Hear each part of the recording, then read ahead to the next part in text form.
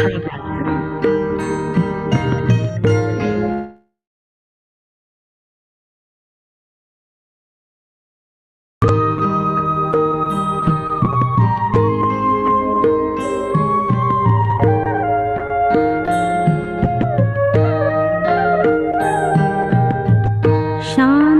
सागर की लहरें जब जब पास में आए, ओम शांति,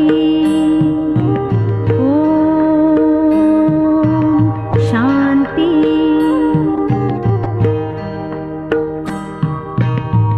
शांति सागर की जब जब पास में आए, मन हो शांत तन हो शीतल, पावन सुख बरसाए, पावन सुख बरसाए। शांति सागर की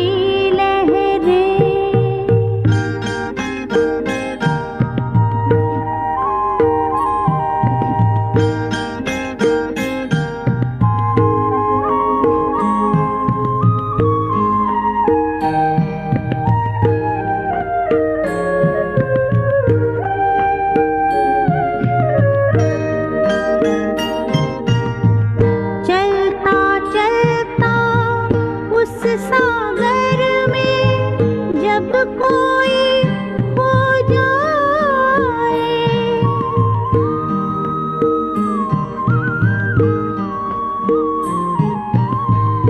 चलता चलता उस सागर में जब कोई खो जाए, हीरे मोती शिव सागर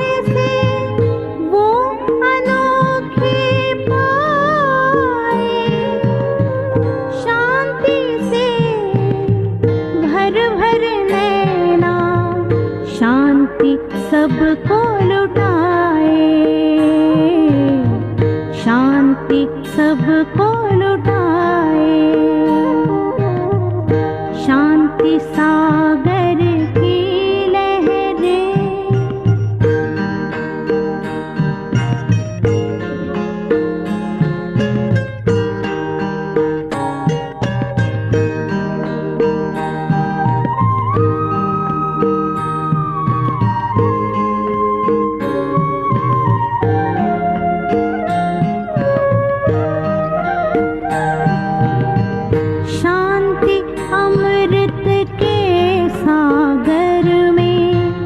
जो कोई गहरा जाए,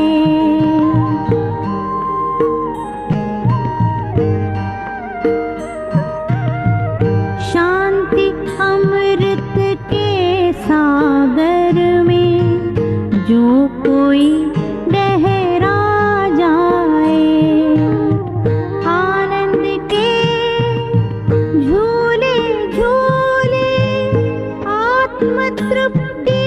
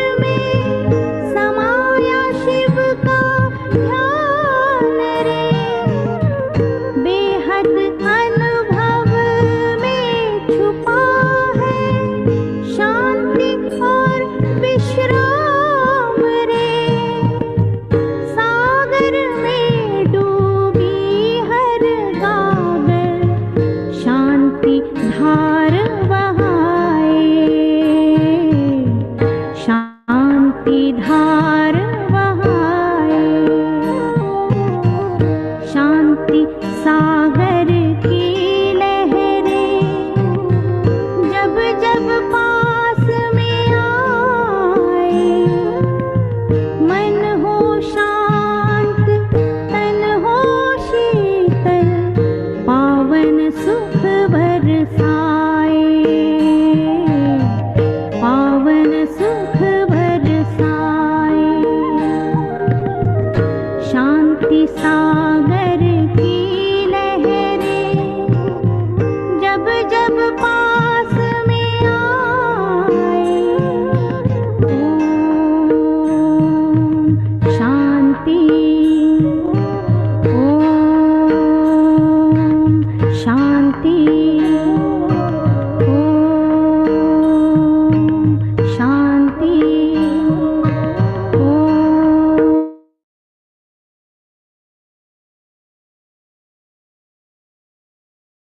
ओम शांति। आप सभी को ओम शांति। आप सभी से निवेदन है कि आप अपना वीडियो भी ऑन रखें, क्योंकि आज हम सभी यहाँ विशेष उस गत आत्मा को शांति देने और उनके लिए प्रार्थना करने के लिए हम सभी यहाँ पे एकत्रित हुए हैं।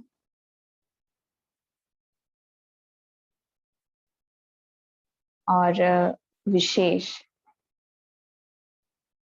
जो आज हम सब यहाँ आए हैं, आज के समय अनुसार हम एक दो के समीप तो नहीं जा सकते, एक दो के किसी अपने के खोने के दुख को हम उनके पास रहकर, उनके सिर पे हाथ रखकर या उनका हाथ पकड़कर उन्हें हम उस दुख को सहने की या शांत रहने की जो सहयोग समीप जाकर नहीं दे सकते, परंतु फिर भी हम अपने स्थान पर रहकर जो भी आत्मा हमारे बीच से शरीर छोड़कर जाती है, हम अपनी शुभ भावनाएं, अपने दिल की दुआओं से उस गत आत्मा को शांति देते हैं और साथ ही उसके परिवार को शक्ति का सहयोग भी दे सकते हैं।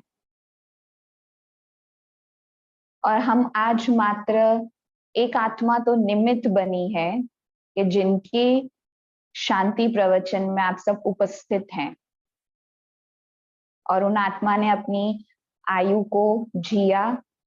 और जहां तक मैंने उनके विषय में जाना लक्ष्मी बहन से कि वो बहुत अच्छी आत्मा थे, भक्ति, श्रद्धा, स्नेह वाली, बहुत ही प्यार करने वाली और परमात्मा को याद करने वाली। उन्होंने सुख दिया।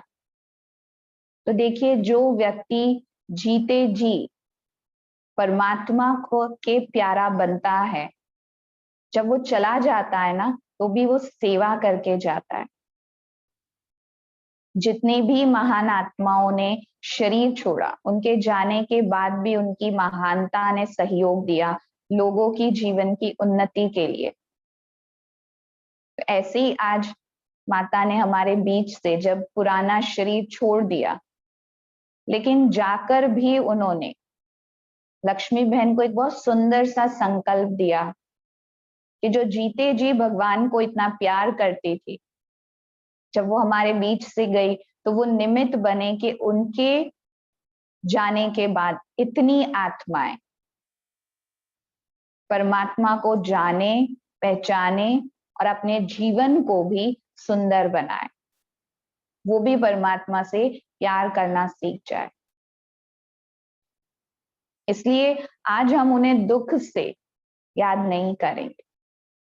आज हम उन्हें शुक्रिया कहते हुए, धन्यवाद करते हुए और प्यार से याद करेंगे कि आपने जीवन भी इतना सुंदर जिया, और जब आप हमारे बीच से गए तो हमें बहुत सुंदर प्रेरणाएं दे के गए। तो आपकी प्रेरणाएं, वो आशीर्वाद हमारे साथ है। और विशेष जब हमारा कोई अपना, चाहे छोटा हो बड़ा हो, उसकी कोई भी आयु हो, जब वो हमारे बीच से जब जाता है तो दुख होता है, तकलीफ होती है, उसकी याद आती है, क्योंकि हमने उसके साथ अपना जीवन जिया है। और जब भी किसी के जाने का समाचार हमको मिलता है तो पहला प्रश्न आता है, कैसे हो गया? अभी तो ये आयु नहीं थी उनके जाने की, ऐसा अगर करते थे तो शायद वो आज होते हमारे बीच, अगर ये ध्यान रखा होता, अगर ये किया होता तो आज वो यहाँ से नहीं जाते। पर वास्तविकता क्या है? जैसे ये चक्र है ना, दिन और रात, जैसे सुख और दुख, ऐसे हम कभी नहीं कहते कि दिन हुआ तो रात नहीं होनी चाहिए, रात है तो दिन नहीं होना चाहिए। ये एक चक्र है ना, दिन और रात का, सुख और दुख का। ऐसे ही आना और जाना, ये भी तो एक चक्र है ना। कहते मनुष्य का जिस दिन जन्म होता है, उसके जन्म के साथ उसके मृत्यु की तिथि तारीख भी फिक्स हो जाती है। ये वास्तविकता है, इसको कोई बदल नहीं सकता, ना कोई रोक सकता है। फिर भी जब जिसके साथ स्नेह है, रिश्ता है, वो जब हमारे बीच से जाता है तो उसकी कमी खलती है, दुख होता है, उसकी याद आती है, उसको वापस लाना चाहते हैं। तो एक बहुत सुंदर सी बात याद आती है। एक बार एक व्यक्ति ने अपनी पुरुषार्थ से, अपने मेहनत से भगवान को खुश किया और भगवान प्रसन्न हो गए। भगवान ने कहा तुम्हें क्या चाहिए बताओ। तो वो भगवान के पास जाकर के कहता है, आप मुझे वरदान दे दीजिए कि मैं और मेरा परिवार कभी भी मृत्यु को प्राप्त ना करे। भगवान ने कहा सोच लो, मैं तुम्हें एक दिन का वक्त देता हूं, कल मैं फिर आऊंगा, फिर तुमसे पूछूंगा तुम्हें क्या चाहिए। तुम अच्छे से सोच के आना कि तुम्हें क्या चाहिए। स्वयं भगवान तुम्हारे सामने खड़े हैं। उसने तुरंत जवाब दिया, नहीं, आप कह रहे हैं कि कल आऊंगा, कल आप मुझे वरदान देंगे, अगर मैं कल तक मर गया तो मुझे अभी ये वरदान चाहिए कि मैं और मेरा परिवार कभी मृत्यु को प्राप्त ना करें। भगवान ने कहा, फिर से कहता हूं सोच लो। कहते मैंने सोच समझ के आपसे वरदान मांगा है। भगवान कहते ठीक है, तथास्तु। अब उसे बेहद खुशी हो गई कि मैं या मेरा परिवार कभी मृत्यु को प्राप्त नहीं करेगा। और ऐसा ही हुआ, क्योंकि भगवान का वरदान था। अब उसके घर में, जहां दो कमरे में वो, उसके पत्नी, उसके दो बच्चे सब रहते थे आराम से, बड़े प्यार से। जब उस व्यक्ति की आयु 300 वर्ष की हो गई, क्योंकि मरना तो था नहीं, आयु 300 वर्ष हो गई, पर वरदान मांगा था कि मैं या मेरा परिवार मरे नहीं। पर ये तो वरदान में नहीं था ना कि जन्मे नहीं कोई, परिवार तो बढ़ना ही बढ़ना है। वो परिवार जहां दो कमरों का था, वो आज एक के बाद एक के बाद एक, इतने कमरे ऊपर ऊपर ऊपर आस पास बढ़ते गए। और जहां देखो तहां उस घर की ऐसी दशा थी, बस घर में लोग पड़े हैं। क्योंकि शरीर तो अपना काम करेगा ना, मृत्यु नहीं आएगी, पर इस शरीर में हर चीज, ये दुनिया का नियम है जिसे कोई नहीं बदल सकता, कि हर चीज नई से पुरानी अपने आप हो जाती है, भले उसको यूज ना भी करो। आप कोई चीज लाके उसको बहुत अच्छे से सजा के पैक करके रख दो, कभी भी उसको यूज ना करो। और उसको 2 साल के बाद आप जब निकालो तो आप ये नहीं कह सकते कि ये बिल्कुल नई है। आप क्या कहोगे? हमने इसे इस्तेमाल नहीं किया पर ये 2 साल पुरानी है, ऐसा कहेंगे ना? तो वो नई तो नहीं हुई। ऐसे वरदान था कि कभी मृत्यु नहीं होगी पर तुम्हारा जीवन पुराना हो जाएगा, ये तो नहीं हो, ये तो होना ही होना है ना। अब उस व्यक्ति की आयु 300 वर्ष, उसके बाद उनके बच्चों की आयु, उनके बच्चों के बच्चे, परिवार बढ़ता ही गया। अब उस घर की दशा ऐसी थी कि 300 वर्ष की आयु, ना हाथ पांव चले, ना अपना कोई कार्य कर सके। और जब परिवार को ये पता था कि हमारे परिवार में कोई मरेगा नहीं, मृत्यु नहीं आनी है, तो जीवन से पाप पुण्य, अच्छा बुरा, ये सारा भय ही निकल चुका था। अब कोई किसी को देखता नहीं था, कोई किसी का सम्मान नहीं करता था, हर कोई अपनी जीवन में व्यस्त था। तब इस व्यक्ति को अपना वो वरदान श्राप के बराबर लगता था कि भगवान ने मुझसे 3 बार कहा था, सोच लो, एक दिन देता हूं, तुम सोच लो। और मैंने ना सोचकर, ना समझकर वरदान ने अपने जीवन को श्राप दे दिया, अपने साथ अपने परिवार को श्राप दे दिया। तब वो अपने बच्चों के बच्चों के बच्चों, क्योंकि कोई देखता ही नहीं था, पड़े हैं कोने में, कौन किसकी सेवा करेगा, हर कोई अपने क्योंकि भय नहीं रहा। अब वो एक दिन अपने बच्चों के बच्चों के बच्चों के बच्चों से कहता है, एक कृपा कर दो, मुझे कैसे भी कर मंदिर ले जाओ। वो कहता है ठीक है, मैं आपको ले जाऊंगा। वो ऐसी दिशा में कैसे भी उसको मंदिर ले जाते हैं और वो भगवान से एक दुआ करता है, मैं समझ गया कि जीवन और मृत्यु का क्या मूल्य है, मृत्यु क्यों इतनी जरूरी है। मैं आपसे मांगता हूं, दुआ करता हूं, एक कृपा कर दो, ये वरदान को आप वापस ले लो। उसे समझ में आ गया कि मृत्यु जीवन का सत्य है, ये नहीं होगा। तो आज हम अपने आसपास जब लोगों को देखते हैं, इस दुनिया की दशा को जब हम देखते हैं, तब हमें ऐसा लगता है ना, अगर ये जीवन सच में कभी खत्म ही ना हो तो कितने संघर्ष है इस जीवन। हम मृत्यु को जब एक्सेप्ट कर ले, अपना ले, इसलिए जब हमारे बीच से कोई व्यक्ति जाता है, देखो हम अपने जीवन को देखें, 3 ऐसे हमारे जीवन के प्रसंग हैं, उसमें से हम 2 की तैयारी बहुत अच्छे से करते हैं क्योंकि हमने उस प्रसंग को अपना लिया है। पहला प्रसंग है जन्म। जब हमारे घर में किसी का जन्म होने वाला होता है, ये खबर मिलती है, बहुत तैयारियां करते हैं उसके आने की। दूसरा प्रसंग है उसके विवाह की, जिसकी हम पूर्व तैयारी करते हैं सालों से। बच्चे के जन्म की तैयारी भी साल पहले हो जाती, शादी की तैयारी भी सालों पहले, सजा सजा के घर में रखेंगे कि उसके समय, उसके विवाह के समय काम आएगा। लेकिन जो जीवन का अटल सत्य है मृत्यु, उसकी तैयारी हमने पूरे जीवन में कभी भी नहीं की, कभी भी नहीं की। तो क्या तैयारी करेंगे? सारी सामग्री सजा के घर में रख लेंगे?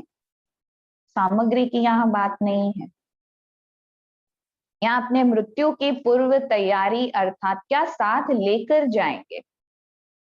जैसे बच्चा आने वाला है तो उसको हम क्या क्या देंगे, इसकी तैयारी हमने की, उसके पूरे जीवन की तैयारी हमने कर ली। उसको ये पढ़ाएंगे, आजकल तो माता पिता बच्चे का न्यूज मिलते ही, वो जब 3 साल का होगा तो इस स्कूल में डालेंगे, जब वो इतना बड़ा होगा इस कॉलेज में डालेंगे, उसे ये बनाएंगे। पूर्व तैयारी कितने, उसके पूरे जीवन की तैयारी। शादी होगी हम ऐसे ऐसे करेंगे, ये करेंगे, पूर्व तैयारी। पर जो अटल सत्य है कि क्या लेकर मैं अपने साथ जाऊंगी, उसकी तैयारी मैंने पूरे जीवन भर नहीं की। तो जो आत्मा हमारे बीच से जाती है, उसके पीछे हम जो विधि करते हैं, वो विधि हमें बहुत गहरी बातें समझाती है, जैसे आप सब जानते ही होंगे। और उस विधि को अगर सिर्फ निमित्त मात्र करने की बजाय अपने जीवन की पूर्व तैयारी में उसको हम करें, तो हम अपने साथ वो लेकर भी जा सकते हैं। क्योंकि मृत्यु तो चाहे छोटा है, बड़ा है, कोई भी है, उसकी आनी ही आनी है। जैसे जब किसी की मृत्यु होती है, कोई हमारे बीच से जब जाता है,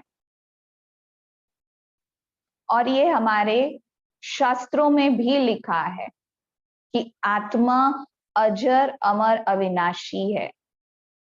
आत्मा को ना जलाया जाता है, ना काट सकते हैं, ना दफना सकते हैं।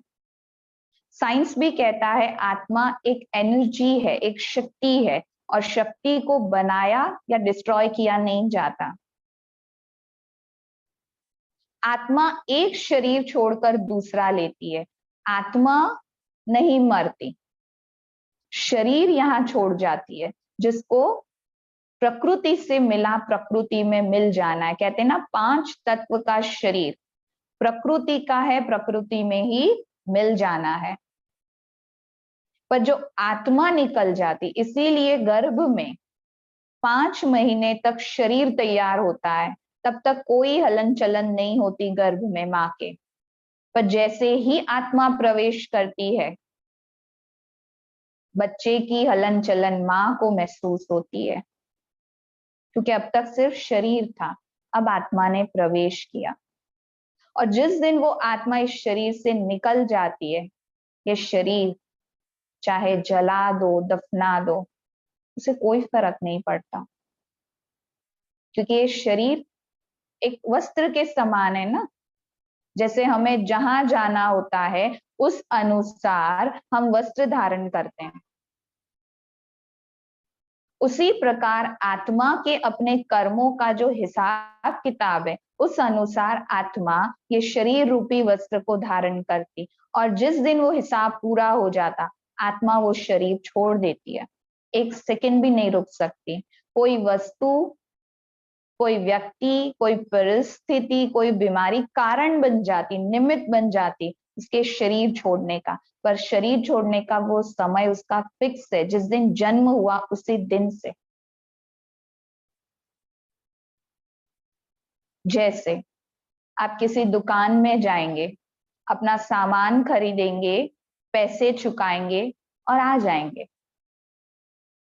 है ना। सामान लिया, उसकी कीमत दी और आ गए। ऐसे ही आत्मा इस शरीर में आती, अपना कर्म करती और वो चली जाती। अगर वो कीमत चुका नहीं सकती, इसलिए उसके जाने के बाद हम विधि करते हैं, ताकि उसने ये जो प्रकृति से लिया, जो प्रकृति ने उसको दिया, हम वो उसको भी दें, प्रकृति को। जब एक बच्चा आता है, 5 तत्व का ये शरीर, जल, अग्नि, पृथ्वी, वायु, आकाश से बना, पावन होता है। पर उसके किए हुए कर्म इन 5 तत्वों को कहीं ना कहीं अशुद्ध करते, जो हमें वापस उसे शुद्ध करके लौटाना होता है। इसलिए जब किसी की मृत्यु हो जाती, तो हम उसे स्नान कर स्वच्छ कपड़े पहनाते हैं, शुद्धि करते हैं, क्योंकि वो आई थी ना, तो उसे शुद्ध करके ही जाना होगा। फिर उसके मुख में गंगा जल डालते हैं। अब ये हम सब जानते हैं कि जिसने शरीर छोड़ दिया है, उसके मुख में कुछ भी डाल दो, अमृत डाल दो, वो एक्सेप्ट कभी नहीं करेगा, वो उसके अंदर नहीं जाएगा, उसे महसूस भी नहीं होगा। पर फिर भी हम कहीं ना कहीं से गंगा जल लाकर उसके मुख में डालते हैं। भले पूरे जीवन हमने उसको एक गिलास पानी भी नहीं पिलाया, पर उसके शरीर छोड़ने के बाद उसको गंगा जल जरूर मुख में डालते, जबकि वो अब लेगा भी नहीं, एक्सेप्ट भी नहीं करेगा। परंतु हर एक विधि के पीछे हमारी भाव, हमारी भावना उस आत्मा के प्रति है। तो गंगा जल अर्थात कि इस शरीर में जो जल तत्व है, शरीर के अंदर 70% जल तत्व है, उस जल तत्व को शुद्ध करने के लिए उसके मुख में गंगा जल डाला जाता है। उसके बाद मुख में रखते एक तुलसी का पत्ता। तुलसी को एंटीबायोटिक भी कहते हैं ना, औषधि भी है। पहले के समय में आप सब जानते हैं, हर घर के आंगन में बिल्कुल दरवाजे के सामने तुलसी का पौधा होता था। कारण कि जो भी बाहर से आने वाले जर्म्स हैं, जब वो मेरे दरवाजे से एंटर करे तो वो तुलसी के पौधे से, माना वहां से जब आए वो वहां खत्म हो जाए, शुद्ध होकर आए। इस भावना से आंगन में बिल्कुल दरवाजे के सामने तुलसी का पौधा रखा जाता था, क्योंकि आकाश तत्व को शुद्ध करना है। तीसरा, चंदन। चंदन सिर्फ सुगंध के लिए नहीं है, चंदन की विशेषता है, उसको शीतल कहते हैं। तो माथे पे एक चंदन का तिलक करते हैं कि जो वायु तत्व है उसकी शुद्धि के लिए। फिर घी का दिया जलाते उस आत्मा के, जो उसका चित्र है या उसके समीप 14 दिन तक वो दिया जलाते हैं, और उसके समीप जब वो शरीर पर रखा गया है उसके समीप भी वो दिया जलाते, उस दिए को बुझने नहीं देते हैं। तो घी माना अग्नि को शांत, अग्नि को शुद्ध करने का भाव है। तो उस अग्नि तत्व को शुद्ध करना। और फिर अस्थियां शरीर की। देखो ये शब्द है अस्थि, जिसके लिए परमात्मा कहते अशरीरी स्थिति की याद। अस्थियां क्या है, क्या बचा? कुछ भी नहीं। अस्थियां माना ये समझ कि ये शरीर क्या था, देख लो। अशरीरी माना आत्मा जो है अजर अमर अविनाशी, पॉइंट ऑफ लाइट, ज्योति, जो आकर अपने कर्म करने शरीर धारण करती और कर्म खत्म होते ही, हिसाब पूरा होते ही वो ये शरीर से चली जाती है, एक सेकंड नहीं रुक सकती, अशरीरी हो जाती। तो अस्थियां माना भूमि तत्व, इसलिए अस्थियों को शुद्ध, उसको दूध से शुद्ध कर उसको विसर्जित करते, माना भूमि तत्व को शुद्ध करना। और जो आत्मा के समीप बात चल रही थी कि दिया जलाते, सॉरी, उस शरीर के समीप और उसको बुझने नहीं देते, तो मानते हैं ऐसा कि वो आत्मा जो शरीर छोड़ के गई है वो अपनी मुक्ति के लिए बहुत सारी जगहों से पसार होगी और उसे रोशनी की आवश्यकता होगी, क्योंकि वहां बहुत अंधेरा होगा। तो जरा सोचे, आपके घर में अगर लाइट चली जाए, पड़ोसी के घर में लाइट है, तो आप कहेंगे उसके घर में रोशनी आ रही है, मेरे घर में क्यों नहीं? क्या उसकी रोशनी आपके घर के लिए पर्याप्त है? उसके घर की रोशनी आपके घर को रोशन नहीं करेगी, है ना? तो एक पास के घर की रोशनी मेरे घर को रोशन नहीं कर सकती। यहां जलाया मेरा छोटा सा दिया उस आत्मा को उस लोक तक रोशनी दे पाएगा? नहीं दे पाएगा। रोशनी की और आवश्यकता तो शरीर को है ना, आत्मा तो है ही ज्योति का प्रतीक, ज्योति का स्वरूप, ज्योति स्वरूप है। लेकिन हमारी जो भावना है दिया जलाना, तो इस लोक से उस लोक तक उसको दिया दिखाना नहीं, वो वहां काम भी नहीं आएगा। वो आत्मा रूपी नॉलेज का, ज्ञान का दीपक जलाना, वो मैसेज है, उसके पीछे भावना है कि अगर जीते जी मैंने अपने कर्मों रूपी ज्ञान का दिया जगाए रखा उसे कभी बुझने नहीं दिया।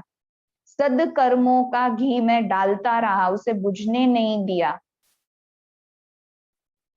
तो मुझे कहीं भटकना नहीं पड़ेगा अपनी मुक्ति के लिए। यही मेरे ज्ञान का प्रकाश शरीर छोड़ने के बाद मेरे साथ चलेगा। एक उदाहरण देते हैं। एक छोटा सा बच्चा जिसको एक गुल्लक दिया जाता है, उस बच्चे को पैसे की कीमत नहीं पता है, 1 रुपया कितना, 5 रुपया कितना। उसको जैसे ही सिक्का मिलता वो उस गुल्लक में डालता जाता है, भरता जाता है, भरता जाता है। अब वो गुल्लक इतना भर जाता, सिक्के का वजन होता, वो गुल्लक पूरा भर जाता, वजन से भर जाता। जब उसको वो तोड़ता है तो बहुत सारे सिक्के उसको प्राप्त होते हैं और वो खुश हो जाता, मेरे पास बहुत धन है, मैंने इसे बहुत सारे धन को, बहुत पैसे को जमा कर लिया। लेकिन वो दिखाई ज्यादा दे रहा है, उसकी कीमत कितनी है? मान लो उसने पूरा गुल्लक 100-200 रुपए से भर लिया और उसको लग रहा कितने सारे सिक्के, सारे बिखर गए, मैं इतना रईस हूं, मेरे पास इतना जमा हो गया है। पर जब उसकी हाथ में जब पता चले कि ये तो सिर्फ 100 रुपए हैं, दिखाई इतने सारे दे रहे हैं, तब हमने भी अपने जीवन में यही अंधियारा कहीं ना कहीं भर दिया, यही अज्ञानता भर ली। मैं बहुत अच्छे कर्म कर रहा हूं, मेरे जीवन में बहुत कुछ मैंने भरा है, बहुत कुछ है, मैं ये भी करता हूँ, ये भी करता हूँ, मैं दान करता हूँ, मैं पुण्य करता हूँ, मैं ये करता हूँ, मैं वो करता हूँ, मैं ये हूँ, मैं वो हूँ। ये सारे सिक्के हम भरते गए, भरते गए, भरते गए। लेकिन जब शरीर छोड़ के आत्मा जाती और अपना हिसाब देखती कि मैंने तो कुछ किया ही नहीं, बस मैं समझ रहा था कि मैंने कर्मों का अकाउंट अच्छे अच्छे सिक्कों से भरता गया हूं। पर जब इसका हिसाब मुझे मिला, मेरे पास कुछ भी नहीं है, बस मैं करता रहा। तो वो आत्मा जब गई, उसके पीछे की विधि ये हमें मैसेज दे रही है। फिर जब वो उन्हें लास्ट में उनके मुख में एक छोटा सा, बिल्कुल छोटा सा सोने का टुकड़ा डालते हैं और कहते हैं, हे भगवान, इन्हें नए जन्म में कंचन काया देना। कंचन काया माना यहाँ जो हुआ, जैसा भी शरीर जो भी इनको मिला, उससे कई गुना अच्छा उसको दूसरा जन्म देना। और फिर एक पानी से भरा मटका लेकर जब शरीर को यहाँ से शमशान तक ले जाते हैं, तो मुख शमशान की तरफ, पैर शमशान की तरफ, मुख घर की तरफ होता है। और वहां जाते उसको बदल देते हैं, पैर घर की तरफ कर देते हैं। माना मैंने इस दुनिया को, इन संबंधों को, इस व्यवहार को लात मार दी, छोड़ दिया, मेरा अब आपसे कोई रिश्ता नहीं। और एक पानी से भरा मटका फिर वहां कूड़ा जाता, मना मैसेज के आपका हमारे साथ यहीं तक का साथ था जो आज खत्म हुआ, सब कुछ खत्म हुआ।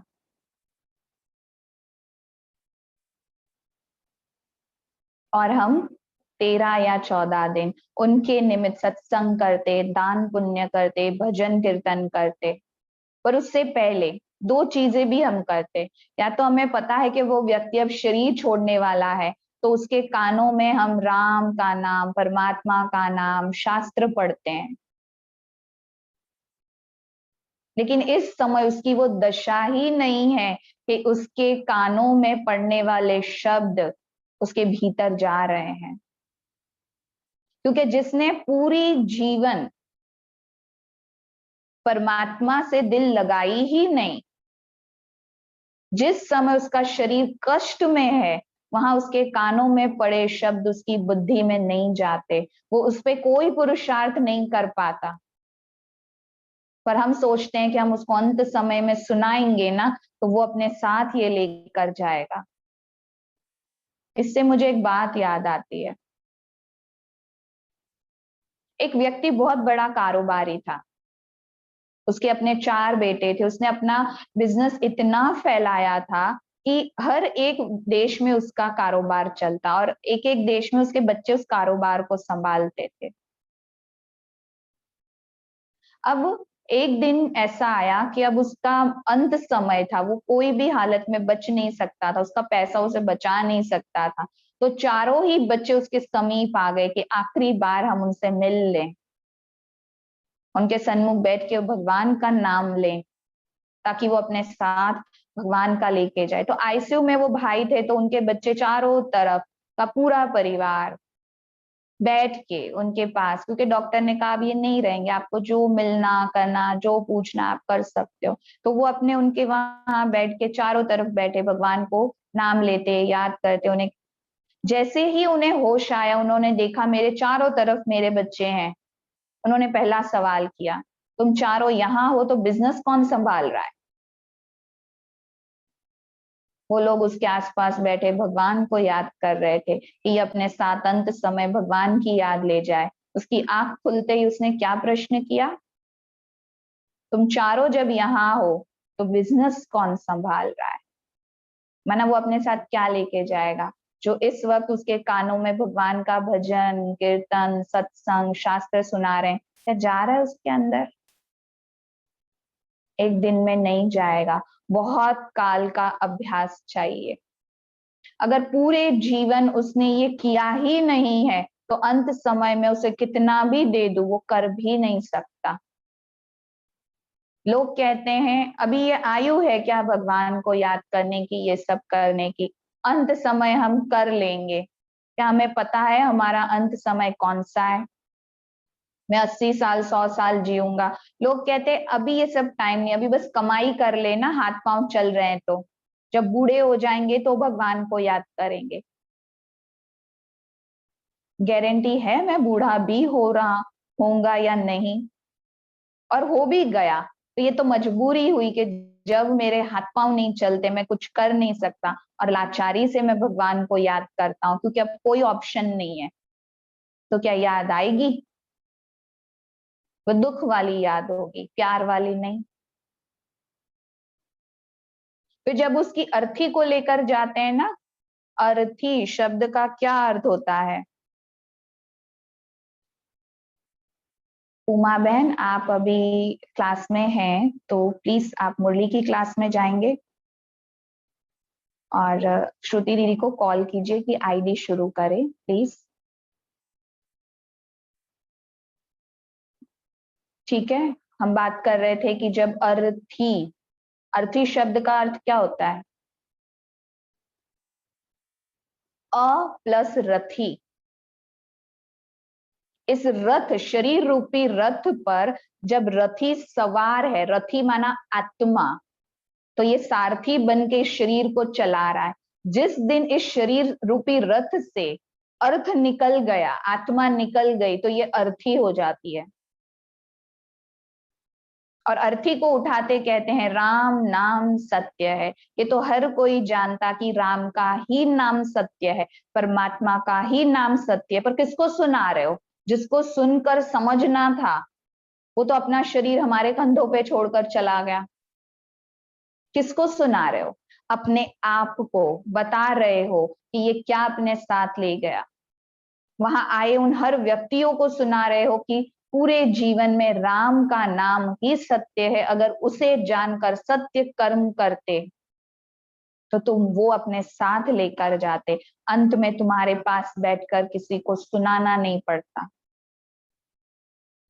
अच्छी बात है, सुनाए, अच्छी बात है, पर ये एक मैसेज है।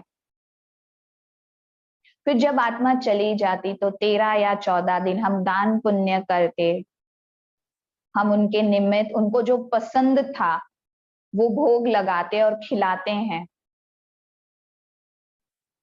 और सोचते हैं कि वो अपने साथ ले जाएगा। पर कोई चीजें तो वो अपने साथ ले नहीं जा सकता, ना ही उसका मनपसंद भोजन वो कर सकता है, क्योंकि शरीर तो है ही नहीं। जो खा रहा है वो स्वाद ले रहा है, लेकिन उसके निमित्त जो भी कार्य किया जाता है, महान कार्य, अच्छा कार्य, वो आत्मा को उसके भावना भासना आती है, उसके वाइब्रेशन आते हैं, उसकी दुआ मिलती है। इसलिए जो भी आत्मा हमारे बीच से जाती है उसके निमित्त हम जो भी अच्छा कार्य करते हैं उस आत्मा को उसका पुण्य मिलता है। माना कि अगर वो आत्मा गई है, पर हम क्या करते हैं, जरा सोचें कि जो आत्मा चली जाती है, भले हमारा उसके साथ दूर का रिश्ता है, इतना नजदीकी रिश्ता नहीं है, इतना प्यार नहीं है, फिर भी हम उसके घर जाकर क्या करते हैं, पहले तो उसके परिजनों से ये प्रश्न पूछते हैं, कैसे हुआ। आप जरा उस परिजनों की मन की स्थिति को तो समझो कि सुबह से एक तो उसने अपना प्रियजन खो दिया, और सुबह से शाम तक आने वाले 100 व्यक्ति एक ही बात पूछ रहे हैं, कैसे हुआ। वो 100 जन को वही दुख वर्णन कर रहा है, तो आप उसके सहयोगी बनने गए थे या उसके दुख को 100% बढ़ाने गए थे। और अगर आप जाकर जान भी लेंगे कि क्या हुआ था, आप उनके जीवन में क्या सहयोग दे पाएंगे? दे पाएंगे? मैं समझती हूँ आप सब सुन रहे हैं, तो जिनका वीडियो ऑन है वो मुझे हाँ या ना तो कह सकते हैं, या आप लिख भी सकते हैं। क्या आप जाकर उसकी मृत्यु कैसे हुई उसी समय पर पूछकर उसके परिजनों के दुख को कम करते हैं? क्या आपको ऐसा लगता है? अपने आप को अनम्यूट करके या भी फिर बता वहां सकते जाकर, जी हरीश भाई बहुत शुक्रिया, या वहां जाकर मैं भी रोऊं? एक जीवन की सच्चाई आपसे बांट रहे हैं कि वो एक व्यक्ति जिससे मेरा थोड़ा दूर का रिश्ता है, मैं जिससे कभी कभी मिलता था, वो जब चला गया, मुझे खबर मिली, मुझे दुख हुआ, मुझे अफसोस हुआ, और मैं उसके घर जाके जोर जोर से रोऊं, तो मेरा रोना उसके परिजनों के दुख को शांत करता है? या वो आत्मा जिसने शरीर छोड़ा, कुछ समय वो हमारे आसपास होती है, इसलिए हम 13 दिन 14 दिन करते हैं ना विधि। एक आत्मा जिसने अपना शरीर त्याग दिया है, वो इस शरीर में आ नहीं सकती वापस, अभी वो दूसरा शरीर में जा नहीं सकती, और मुझे देख रही है, मेरे आंसू को पोंछ भी नहीं सकती, और हम रो रहे हैं, उसे बुला रहे हैं। उस आत्मा की दशा को हम समझ भी नहीं सकते कि ना वो मुझे चुप करा सकती है, ना वो इस शरीर में आ सकती है, ना अब इन 14 दिन में वो दूसरे शरीर में जा सकती है। हमें जाना चाहिए उनके बीच जिन्होंने शरीर छोड़ा है, लेकिन हमें शुभ भावना देनी चाहिए, दुआएं देनी चाहिए।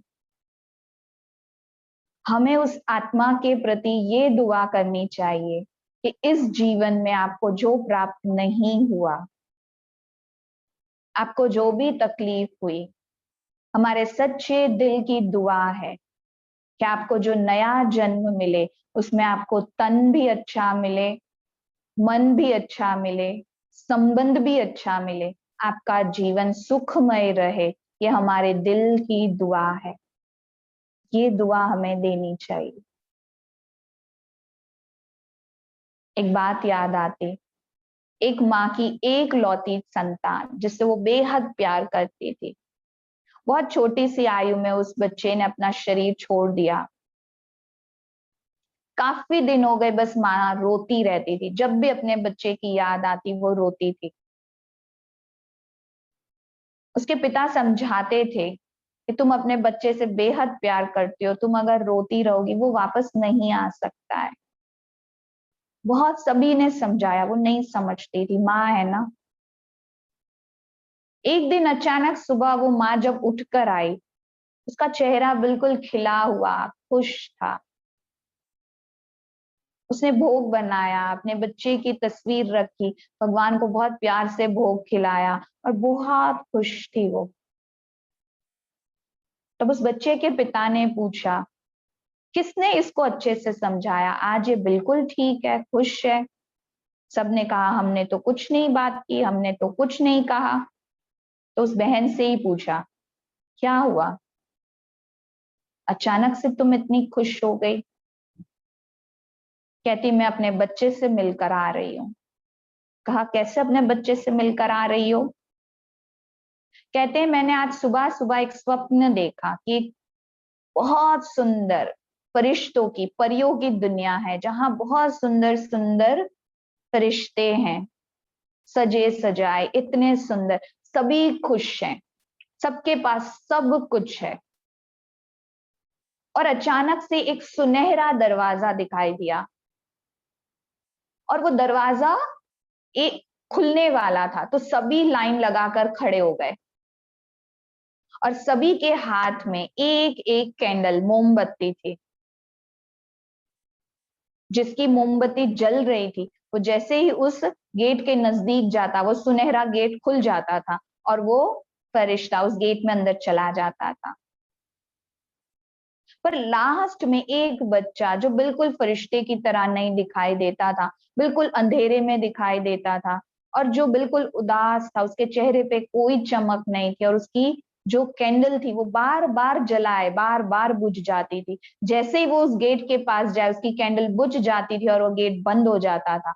उसने बार बार प्रयत्न किया, वो उस गेट में नहीं जा पाया। मैंने उस बच्चे के समीप जाकर देखा, वो मेरा बच्चा था। मुझे बेहद दुख हुआ, मैंने अपने बच्चे को गले लगाया, मैंने पूछा तुम क्यों इस गेट में नहीं जा पा रहे? तुम्हारी कैंडल क्यों नहीं जल रही है? तुम क्यों खुश नहीं हो? बताओ माँ को, क्या कारण है? बच्चे ने भरी हुई, आंसू भरी आंखों से कहा, माँ तुम कारण हो, तुम मुझे इस गेट के अंदर नहीं जाने दे रही। माँ ने कहा मैं तो ये कैसे चाहूंगी कि तुम खुश ना रहो, मेरी तो यही दिली इच्छा है। कहते तो रोना बंद कर दो। जब भी मैं अपनी कैंडल को जलाता हूँ, ये शर्त है कि इस गेट के अंदर खुशी खुशी वही जा सकता जिसकी वो कैंडल जल रही है। मैं जब भी अपनी कैंडल को जलाता हूँ, तुम्हारे आंसू से बुझा देते हैं। तुम्हारा दुख, तुम्हारा ये जो विलाप है, मैं तुम्हारे पास नहीं आ सकता। मैं उस गेट से, मुक्ति का ये द्वार है, मुझे मुक्ति सिर्फ तुम दिला सकती हो। मुझे जाने दो, जहां मेरा नया जन्म है, नया जीवन है, उस गेट के अंदर मुझे जाने दो। तो माँ दूसरे दिन कहा इसलिए आज के बाद मैं सिर्फ अपने बच्चे को दुआ दूंगी, क्योंकि मेरे जीवन का तो एक ही लक्ष्य था। जैसे एक छोटा सा बच्चा ना जब बड़ा हो जाता है, एक का एक प्रिय संतान होती है, वो कहता है मैं अमेरिका जाके पढ़ाई करूंगा। माँ माँ कहती है जिसमें तेरी खुशी के लिए मैं तुझसे दूर भी रह लूंगी, पर तेरे फ्यूचर के लिए तू जा। तो हम जिससे प्यार करते हैं, हमारी खुशी उसकी खुशी में है, उसका हमारे साथ का इतना ही संबंध था। वो चला गया, अब मैं उसको वापस अपने पास नहीं ला सकता, पर जहां उसको जन्म लेना है, क्योंकि देखो जन्म और मृत्यु जो है ना, दो प्रसंग है। मेरा अपना कोई गया है तो मेरे यहाँ वो दुख का प्रसंग है, पर जहां उसका जन्म होने वाला है, सोचो वहां कितना सुख का प्रसंग है, कितनी उसके आने की, वेलकम करने की तैयारियां हो रही है। और ऐसे में मैं उससे यहाँ भी नहीं आने, वो यहाँ भी नहीं आ सकता और वहां जाने में भी मैं उसको रोक रही हूँ। वो आत्मा क्या करेगी? क्या हम उसको क्या दान देंगे? चीजें, खान पान, ये इतना ज्यादा उसको नहीं चाहिए। वो भावना उसको मिलेगी, जरूर मिलेगी, तो मेरे दिल की भावना ज्यादा मिलेगी।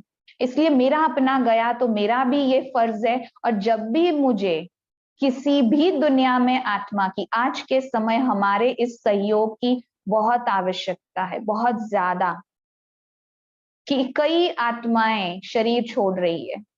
हमारा क्या फर्ज बनता है? सिर्फ हमने सुन लिया फलानी जगह इतने लोगों ने शरीर छोड़ा, बहुत बुरी बात है, बस हमारा फर्ज खत्म हो गया? जब तक मैं किसी के मुक्ति का जरिया नहीं बनती, उसका मुक्ति में सहयोग नहीं देती, मुझे भी तो एक समय मुक्ति में सहयोग चाहिए होगा ना। किसी ने पूछा तो क्या हम जाएं नहीं? क्यों, हमें नहीं चाहिए मुक्ति? हम इस मुक्ति से परे हैं, हमारे इतने श्रेष्ठ कर्म हो गए हैं कि हमें किसी की दुआ की जरूरत नहीं है। क्या हमारे कर्मों का अकाउंट इतना दुआ से भरा है कि हमें किसी की दुआओं की जरूरत नहीं है? हमारा फर्ज है कि आज दुनिया में जो भी शरीर छोड़ते हैं, जब भी हमें पता चले या ना पता चले, पूरे दिन में कम से कम 10 मिनट हमें उनकी सेवा करनी ही चाहिए। इस दुनिया में जितने भी लोगों ने शरीर छोड़ा है, मेरी दिल से ये दुआ है कि आपको वो सब मिले जिसकी आपको चाहना थी। मेरी दिली इच्छा है कि आपका नया जीवन, नया परिवार स्वस्थ रहे, खुश रहे। और मेरी दिल की दुआ है कि आपका यहाँ का जो परिवार है उसे बेहद शक्ति मिले कि वो इस सच्चाई को स्वीकार करे। ये मेरा फर्ज है, क्योंकि देना ही लेना है। भगवान के महावाक्य है, जो दोगे सो पाओगे, जितना दोगे उतना पाओगे। तो क्या मुझे अपने मुक्ति का मार्ग नहीं चाहिए? मुझे देना होगा।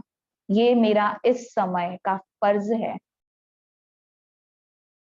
क्यों हुआ, कब हुआ, ये तो हमें पता चल जाएगा, पर दुआ देना ये मेरा फर्ज है। शक्तियों का दान करना, क्योंकि उस आत्मा के लिए ये आपका महादान है। तो ये कुछ एक ऐसी बातें हैं जिसको बहुत गहराई से अपने जीवन में समझने की आवश्यकता है। और मैं समझती हूँ, जब मैं आज आई हूँ आपके बीच, तो मैं आपको ये सुनहरे मौके से वंचित नहीं रखूंगी।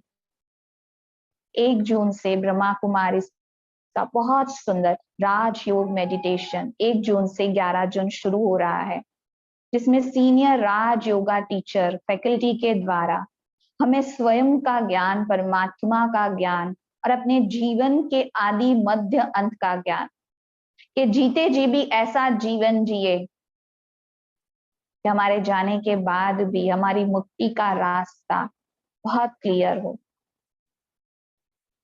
सिर्फ अपने जीवन से मात्र 1 घंटा देना है, और हम अपने जीवन में जो भी सत्संग को इन 14 दिनों में अपनाएंगे, तो जो आत्मा ने शरीर छोड़ा, जिसके निमित्त हमें इतना श्रेष्ठ ज्ञान मिला, वो पुण्य वाइब्रेशन के शुभ भावनाओं के रूप में उस आत्मा को अवश्य 100% मिलेगा। और हम सहयोगी होंगे उन आत्मा की मुक्ति में के उस गेट को खोलने में। तो हम कुछ क्षण उस आत्मा के लिए दुआ करें, और कई आत्माएं, सिर्फ एक आत्मा के लिए नहीं, जिन भी आत्माओं ने शरीर छोड़ा है उनके लिए हम कुछ क्षण दुआ करें, जो आपको रोज करनी है। मैं समझती हूँ इतना वक्त तो हम निकाल ही सकते हैं कि हम विश्व की हर आत्मा को सच्चे दिल से दुआ दें, क्योंकि दुआ जितनी हम देते हैं, ये यूनिवर्स का नियम है, लॉ ऑफ कर्मा है, कि वो दुआ लौटकर मेरे खाते में जरूर आती है। और जब तक मैं अपने कर्मों के खाते में दुआओं को जमा नहीं करता, तब तक परेशानियों में मुझे लड़ना पड़ता है। दुआएं दवा का काम करती है। दुआएं हमारे जीवन में बहुत ज्यादा जरूरी है। और दुआ कमाने का एकमात्र सबसे इजी तरीका दुआ देना, रिटर्न में दुआ मिलती ही मिलती है। और ये दुआ देना ना गुप्त दान है। आप हाथों से कुछ दान करो तो आपको अभिमान आ सकता है, आपको नाम की चाहना हो सकती है, पर जो मन से आप जो दान करते हैं ना, वो गुप्त दान, महादान है, जिसका ना तो आपको पता कि किसको मिली और ना ही लेने वाले को पता किसने दी। वो धन्यवाद करता है परमात्मा का, और परमात्मा इतना प्यारा है कि वो दुआ मेरे खाते में डाल देता है। और जब भगवान मेरे खाते में दुआ डालता है, वो 1 का 1000 गुना होकर के आता है, जो मेरी हर विपरीत परिस्थिति में दुआएं मेरे लिए दवा का काम करती है। तो आए हम कुछ क्षण उन आत्मा के लिए, सभी आत्मा के लिए, ये एक माता हमारे लिए निमित्त बनी है, और हम जिनके लिए भी दुआ करेंगे, तो सारी दुआओं में से इन माता को जरूर जरूर वो ब्लेसिंग मिलेगी। तो हम एक कमेंट्री करते हैं, आपको उसको अपने मन, आपको मुख से कुछ नहीं बोलना है, बहुत सच्चे दिल, साफ दिल से बिल्कुल स्थिर होके बैठे और हम दुआ दें सभी आत्माओं को। ठीक है, एक सुंदर सा म्यूजिक भी बजेगा, आपको बिल्कुल स्थिर होके बैठना है और मैं जो बोलती हूँ वो चीज अपने मन से विश्व की आत्माओं के लिए दान करनी है ना, जिसमें हमारा कोई खर्चा नहीं है पर बेहद की कमाई जरूर है। बिल्कुल रिलैक्स हो जाएं। अभी एक म्यूजिक भी बजेगा, आप अपने मन को बिल्कुल रिलैक्स करें।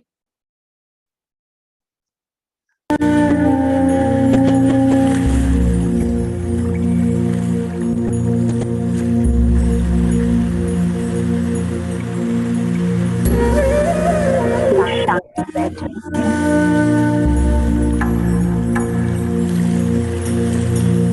बिल्कुल स्थिर हो जाए।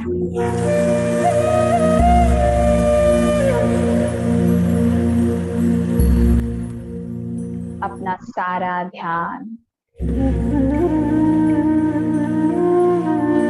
दुनिया की हर बातों से हटाकर एक प्यारे परमात्मा, प्यारे पिता की याद में लगाएं। महसूस करें स्वयं भगवान मुझे सुन रहे हैं। अपने दिल की गहराई और सच्चाई से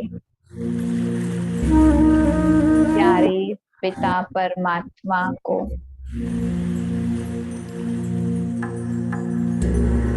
अपने पास आने का निमंत्रण दे। हे प्यारे परमात्मा, मेरे पिता, आ जाइए मेरे पास। अनुभव करें स्वयं भगवान मेरे सच्चे दिल की आवाज सुनकर मेरे पास आ रहे हैं। कभी इसको गहराई से महसूस करें।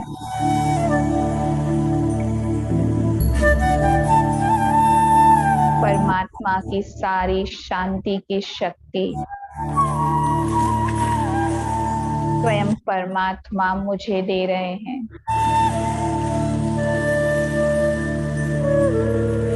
महसूस करें शांति को गहराई से। शांति को अपने अंदर भर कर महसूस करें कि ये शांति मेरे अंदर से निकल कर प्रकृति के पांचों तत्व में समा रही है। चारों तरफ शांति ही शांति।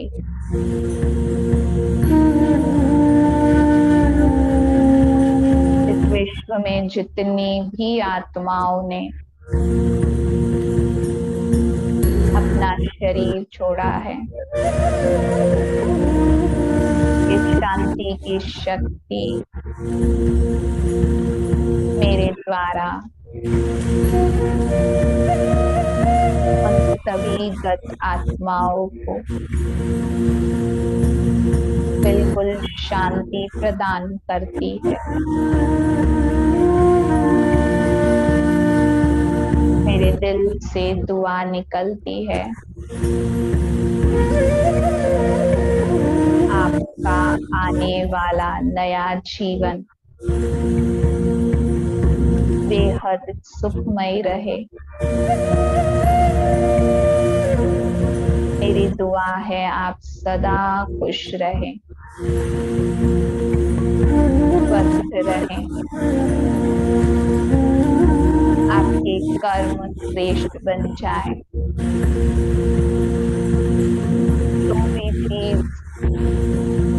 जो भी प्राप्ति से आप वंचित रहे हैं, सबको कुछ आपको मिल जाए। सच्चे दिल से हर एक को दुआ दें कि आपका आने वाला जीवन खुशियों से भरा हो, स्वास्थ्य से भरा हो,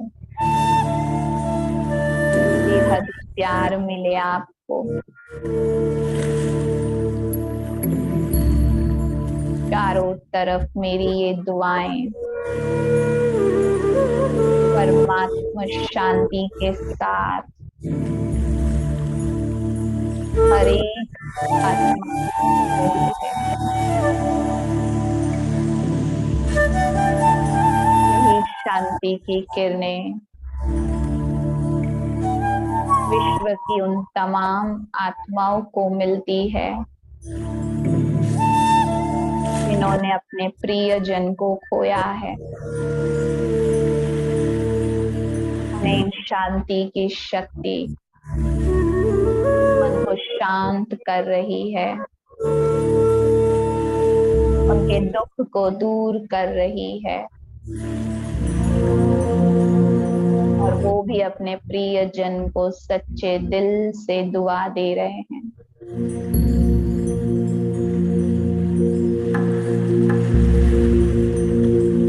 अनुभव करें इन दुआओं को जो आपके द्वारा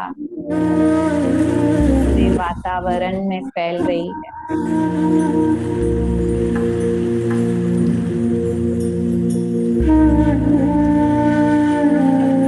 करें कुछ क्षण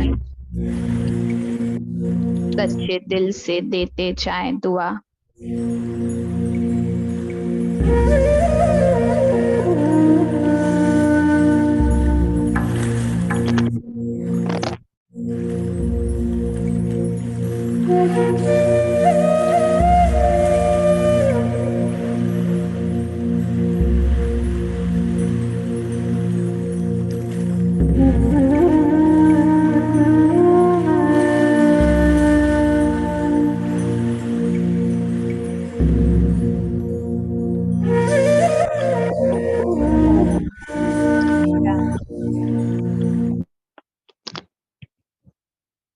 ओम शांति।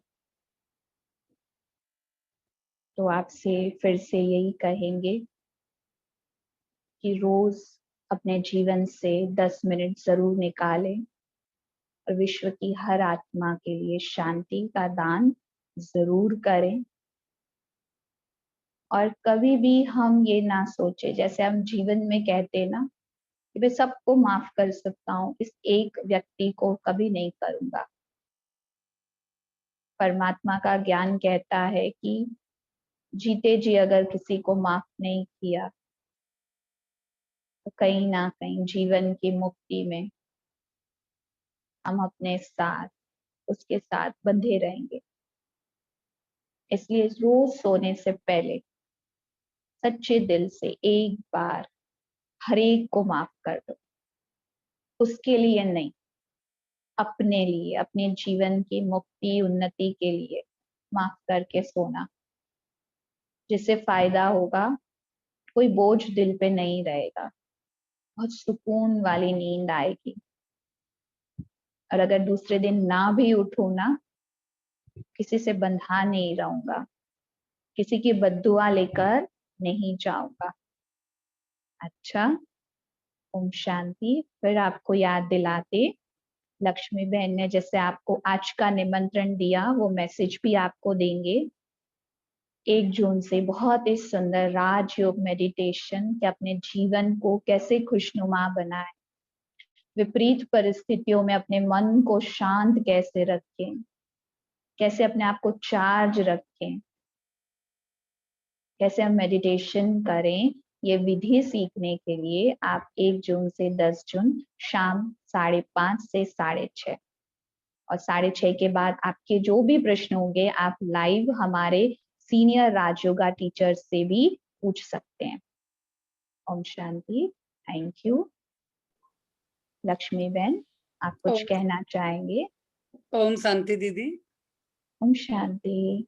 आपसे सब लोग क्वेश्चन आंसर करेंगे, कुछ पूछेंगे, तो जी। एक एक करके कोई भी भाई बहन सब अपना हैंड रेस कर दो। और तो दीदी जिनको आप पूछना है हैंड रेस करेंगे ना, तो हमारे भाई आपको अनम्यूट करेंगे, तो आप पूछ सकते हैं।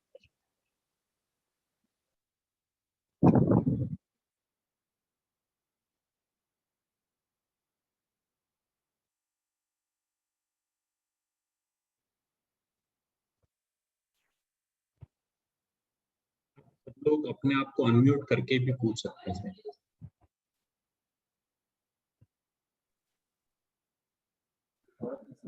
दीदी चलो जी। मैं ही पूछती हूँ, ये आत्मा क्या मालूम कहाँ जाती है, ये किसको पता? जैसे ऐसे बोलते हैं ना कि कौन सा जन्म लेती है, जानवर का लेती है, क्या बनती है, ऐसे। चलो मेरे को तो मालूम हो गया, पर ये सब किसी को मालूम नहीं ना। क्या भाई मिन वापिस अपना मनुष्य जन्म लेगी, या ये कुछ बताइए आप। बहुत सुंदर प्रश्न है। देखिए, लॉजिकली हम समझे इस बात को कि आज दुनिया में ऐसी मान्यता है कि मनुष्य 84 लाख जन्म लेता है। बहन ने प्रश्न पूछा है तो सार में बताऊंगी आपको, और विस्तार से आप, ये पूरे 1 घंटे का टॉपिक है, आप उसको विस्तार से अच्छे से कोर्स में जान सकते हैं। लेकिन फिर भी मैं आपको बताना चाहूंगी कि ऐसी मान्यता है कि दुनिया में 84 लाख योनियों में पार होने के बाद मनुष्य को मानव जन्म मिलता है। अच्छा, कुछ क्षण के लिए हम इस बात को मान लें, और इसका कारण है कि मनुष्य के किए हुए कर्म के अनुसार उसको उस योनि में जाना पड़ता है। हिंसक कार्य करता तो शेर बनता, चोरी करता तो बिल्ली बन जाता, बहुत सारी चीजें लिखी हुई है, आप सब ज्यादा अच्छे से जानते हैं। अच्छा, मान लिया जाए जैसा कर्म किया है वैसी योनि में जाएंगे, तो माना पनिशमेंट है, ठीक है। माना आज हमें जो मानव जन्म मिला, जाहिर है कि हमने पहले जन्म में जानवर थे, अपना पनिशमेंट पूरा किया, फिर आज हम इंसान बने। तो फिर ये जीवन बेहद सुखमय, साफ, शुद्ध होना चाहिए, बिल्कुल दुख शांति नहीं, क्योंकि हम सारी पनिशमेंट जानवर योनि में भोग कर आए हैं। तो आज किस बात की पनिशमेंट मिल रही है कि बच्चे आजकल तो गर्भ में भी ऑपरेशन हो जाते हैं। वो बच्चा तो अभी गर्भ से बाहर आया ही नहीं है, उसने कोई कर्म ही नहीं किया, और उसको गर्भ में ही इतनी बड़ी पनिशमेंट मिल गई, साथ माँ को भी मिले। तो जाहिर है कि गए जन्म के उसके कर्म वो अपने साथ लेकर आया, लॉ ऑफ कर्मा के हिसाब से। देखिए, आज जब जज किसी को भी सजा, किसी ने कितने ही गुनाह किए हो, उसको डायरेक्ट फांसी कभी नहीं दी जाती, उसको उम्र कैद दी जाती है और फिर फांसी अनाउंस होती है। और ऐसे नहीं कि आज के आज, अभी के अभी इसको फांसी पे चढ़ा दो, 10 दिन, 15 दिन, 1 साल बाद इसको फांसी पे चढ़ाया जाएगा, क्योंकि एक जज जो इंसान है वो भी कानून मौका देता है कि तुम इस 1 साल में ये समझ लो कि तुमने जो किया वो बिल्कुल गलत था। अगर वो ये 1 साल में रियलाइज कर लेता है तो उसको उम्र, फांसी को उम्र कैद बदल दी जाती, उम्र कैद को जल्दी छुट्टी मिल जाती। एक इंसान भी दूसरा चांस देता है, भगवान नहीं देगा? दया का सागर जिसको कहते हैं, क्या वो हमें चांस नहीं देंगे? वो हमें कई चांस देते हैं। इसलिए गुड न्यूज भी सुनाते हैं कि मनुष्य कभी भी जानवर योनि में नहीं जाता, कभी भी नहीं। मनुष्य के किए हुए कर्म, जैसे आप आम का बीज बोते हो वहां केले कभी नहीं उग सकते, ऐसे ही जो कर्म मैंने मनुष्य योनि में किए हैं उसका फल भी मुझे मनुष्य योनि में भोगना, क्योंकि समझ शक्ति केवल मनुष्य के पास है। आज एक जानवर जिसको गाड़ियों में घुमाया जाता है, बड़े आलीशान बंगले में रखा जाता है, उसको अच्छा अच्छा भोजन दिया जाता, तो एक साधारण सा गरीब बच्चा जब उस जानवर को देखता है तो यही सोचता है कि अगर ये सजा है ना तो मुझे हर जन्म में ये सजा कबूल है, पर इंसान नहीं बनाना, ये इंसान का बच्चा सोचता है। पर एक जानवर दूसरे जानवर को गाड़ी में घूमता देख ये नहीं सोचता, अच्छा इसने कौन से अच्छे काम किए जो गाड़ी में घूम रहा है, मैं रास्ते पे भटक रहा हूँ। नहीं, एक इंसान सोचता है कि अगर जानवर बनना सजा है और जानवर बनकर इतनी आलीशान जिंदगी मिलती है कि मालिक से गोद से भी नहीं उतारा जाता, तो मुझे जानवर बनना कबूल है, मंजूर है, पर इंसान नहीं बनाना। माना ये बिल्कुल प्रैक्टिकल प्रूफ है ना कि मनुष्य योनि में वो सजा भुगत रहा है। अब जानवर बन गया, उसको रियलाइज ही नहीं है। ऐसी सजा एक इंसान भी नहीं देता जहां उसको रियलाइज, आज कर्म की आज फांसी दे दी, उसको मौका ही नहीं मिला रियलाइज करने का, सुधरने का। तो भगवान दूसरा चांस तो देते हैं ना। मनुष्य कभी जानवर नहीं बनता, किए हुए कर्मों की सजा। इसलिए तो हम कहते हैं मेरे कौन से कर्मों का फल जो मुझे ये मिला। जाहिर है कि मैंने मनुष्य जीवन में ऐसा कोई कर्म किया है जो आज मुझे उसका भुगतना पड़ता है ना। और रही बात 84 लाख दुनिया में, अगर आप शायद गूगल कर सकते हैं, अगर मैं गलत हूं तो, इतनी सारी योनियां कहाँ है। 84 लाख, लख का अर्थ होता है देखना। आप जब कोर्स करेंगे उसमें आप हमारे सीनियर दीदियों के द्वारा बहुत डिटेल से जानेंगे कि लख माना देखना। परमात्मा ने कहा अपने 84 लाख, अपने 84 जन्मों को देख, तूने कौन कौन से कर्म किए। एक हंसी की बात सुनाते हैं। एक बार 3 बंदर बैठे थे। लोग कहते हैं ना हम बंदर में से इंसान बन गए। 3 बंदर बैठे थे। एक बंदर कहता है तुम्हें पता है इंसान क्या कहता है? इंसान कहता है कि हम में से वो मनुष्य बना। तो तीसरा बंदर कहता है अच्छा मनुष्य की प्रमोशन हो गई, हम में से इंसान बन गया। तीसरा कहता है मैं तो उनको कभी भी अपना वंशज एक्सेप्ट नहीं करूंगा, क्योंकि हमारे अंदर भी दया और प्यार है, उनके अंदर तो है ही नहीं, वो कहाँ से हमारे वंशज हुए। आज एक बंदर, हाँ, हमारे दीदियां भी सुनाते, माउंट आबू में ऊपर बंदर बहुत हैं। दीदी ने सुना है, हमारी आदरणीय उषा दीदी जी ने, कि एक बारी जब वो गाड़ी लेकर जा रहे थे तो एक बंदर टकरा के वहां पर ही बेहोश हो गया। सारे बंदर जितने थे ना उसको घेर के बैठ गए, एक भी गाड़ी को वहां से जाने नहीं दिया। खींच खींच के उस बंदर को साइड ले गए, तब उन्होंने रास्ता छोड़ा।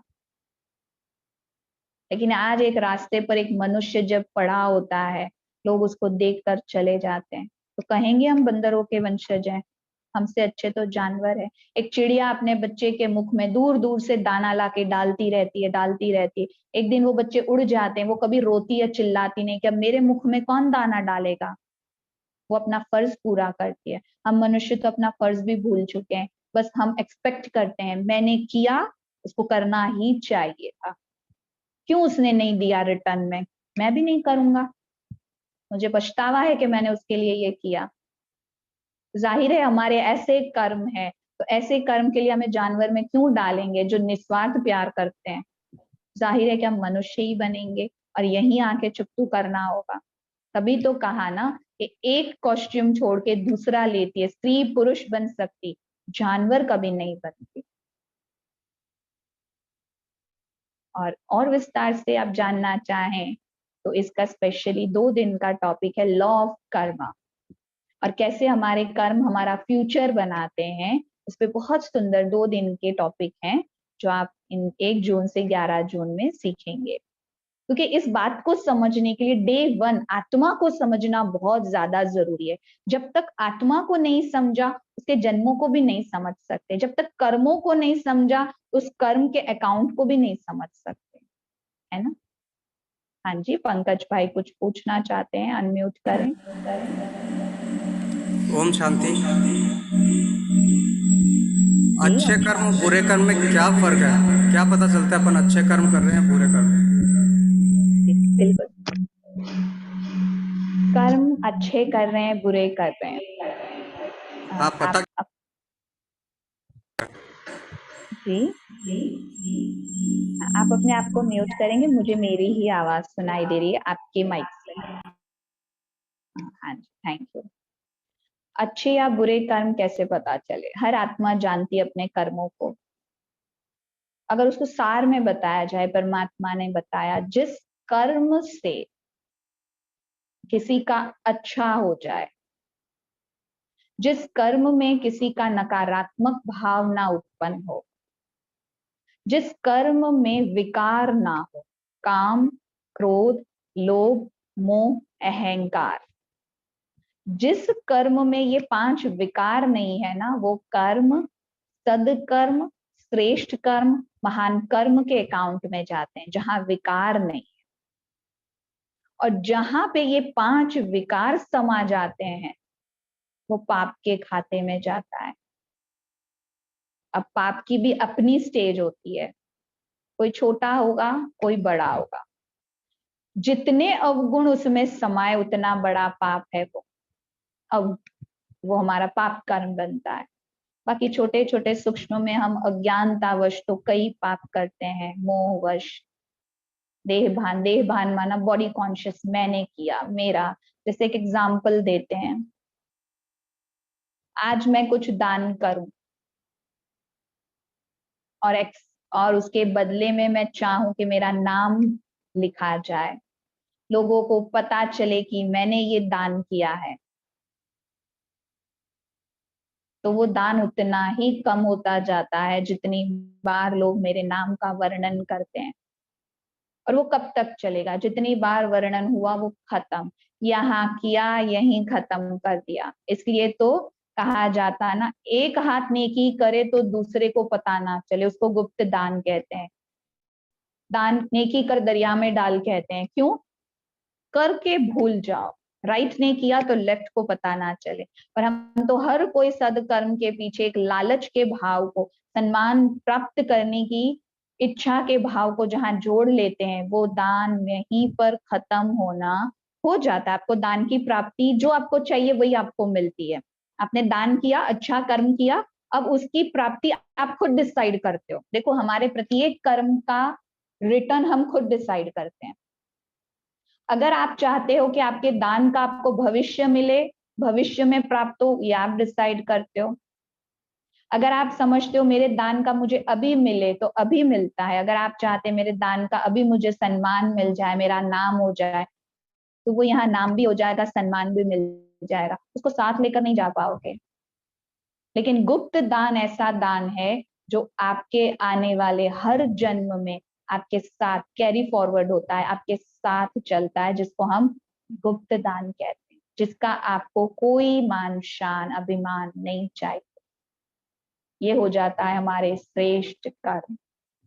दूसरा, हमारे किए हुए कर्म से किसी को ये सहयोग मिल जाता कि वो उससे कुछ गलत कर सकता है, तो उसके गलत करने के सहभागी हम भी बन जाते हैं। और अगर मेरे किसी कर्म से किसी को सहयोग मिल जाता है कि वो श्रेष्ठ अच्छा कर्म करे, तो उसके अच्छे कर्म के सहभागी हम बन जाते हैं। जिसके लिए भगवान ने बहुत सुंदर वाक्य कहा है, पात्र को देखकर दान करो।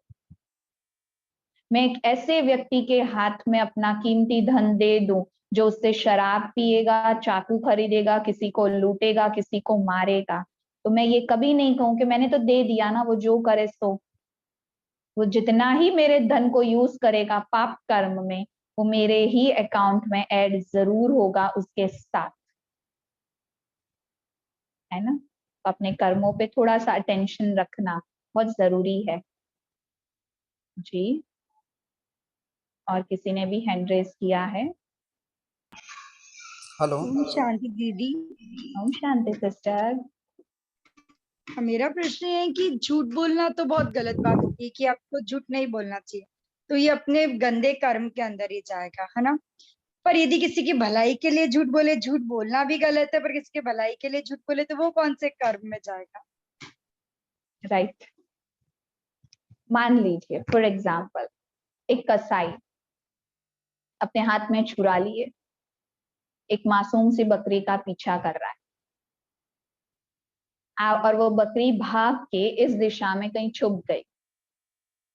उस कसाई ने आपसे पूछा, बहन बताओ, आपने मेरी बकरी को देखा? मैं उसे ले जाऊंगा, अभी काटूंगा, उसे बेच दूंगा, लोग उसे खाएंगे।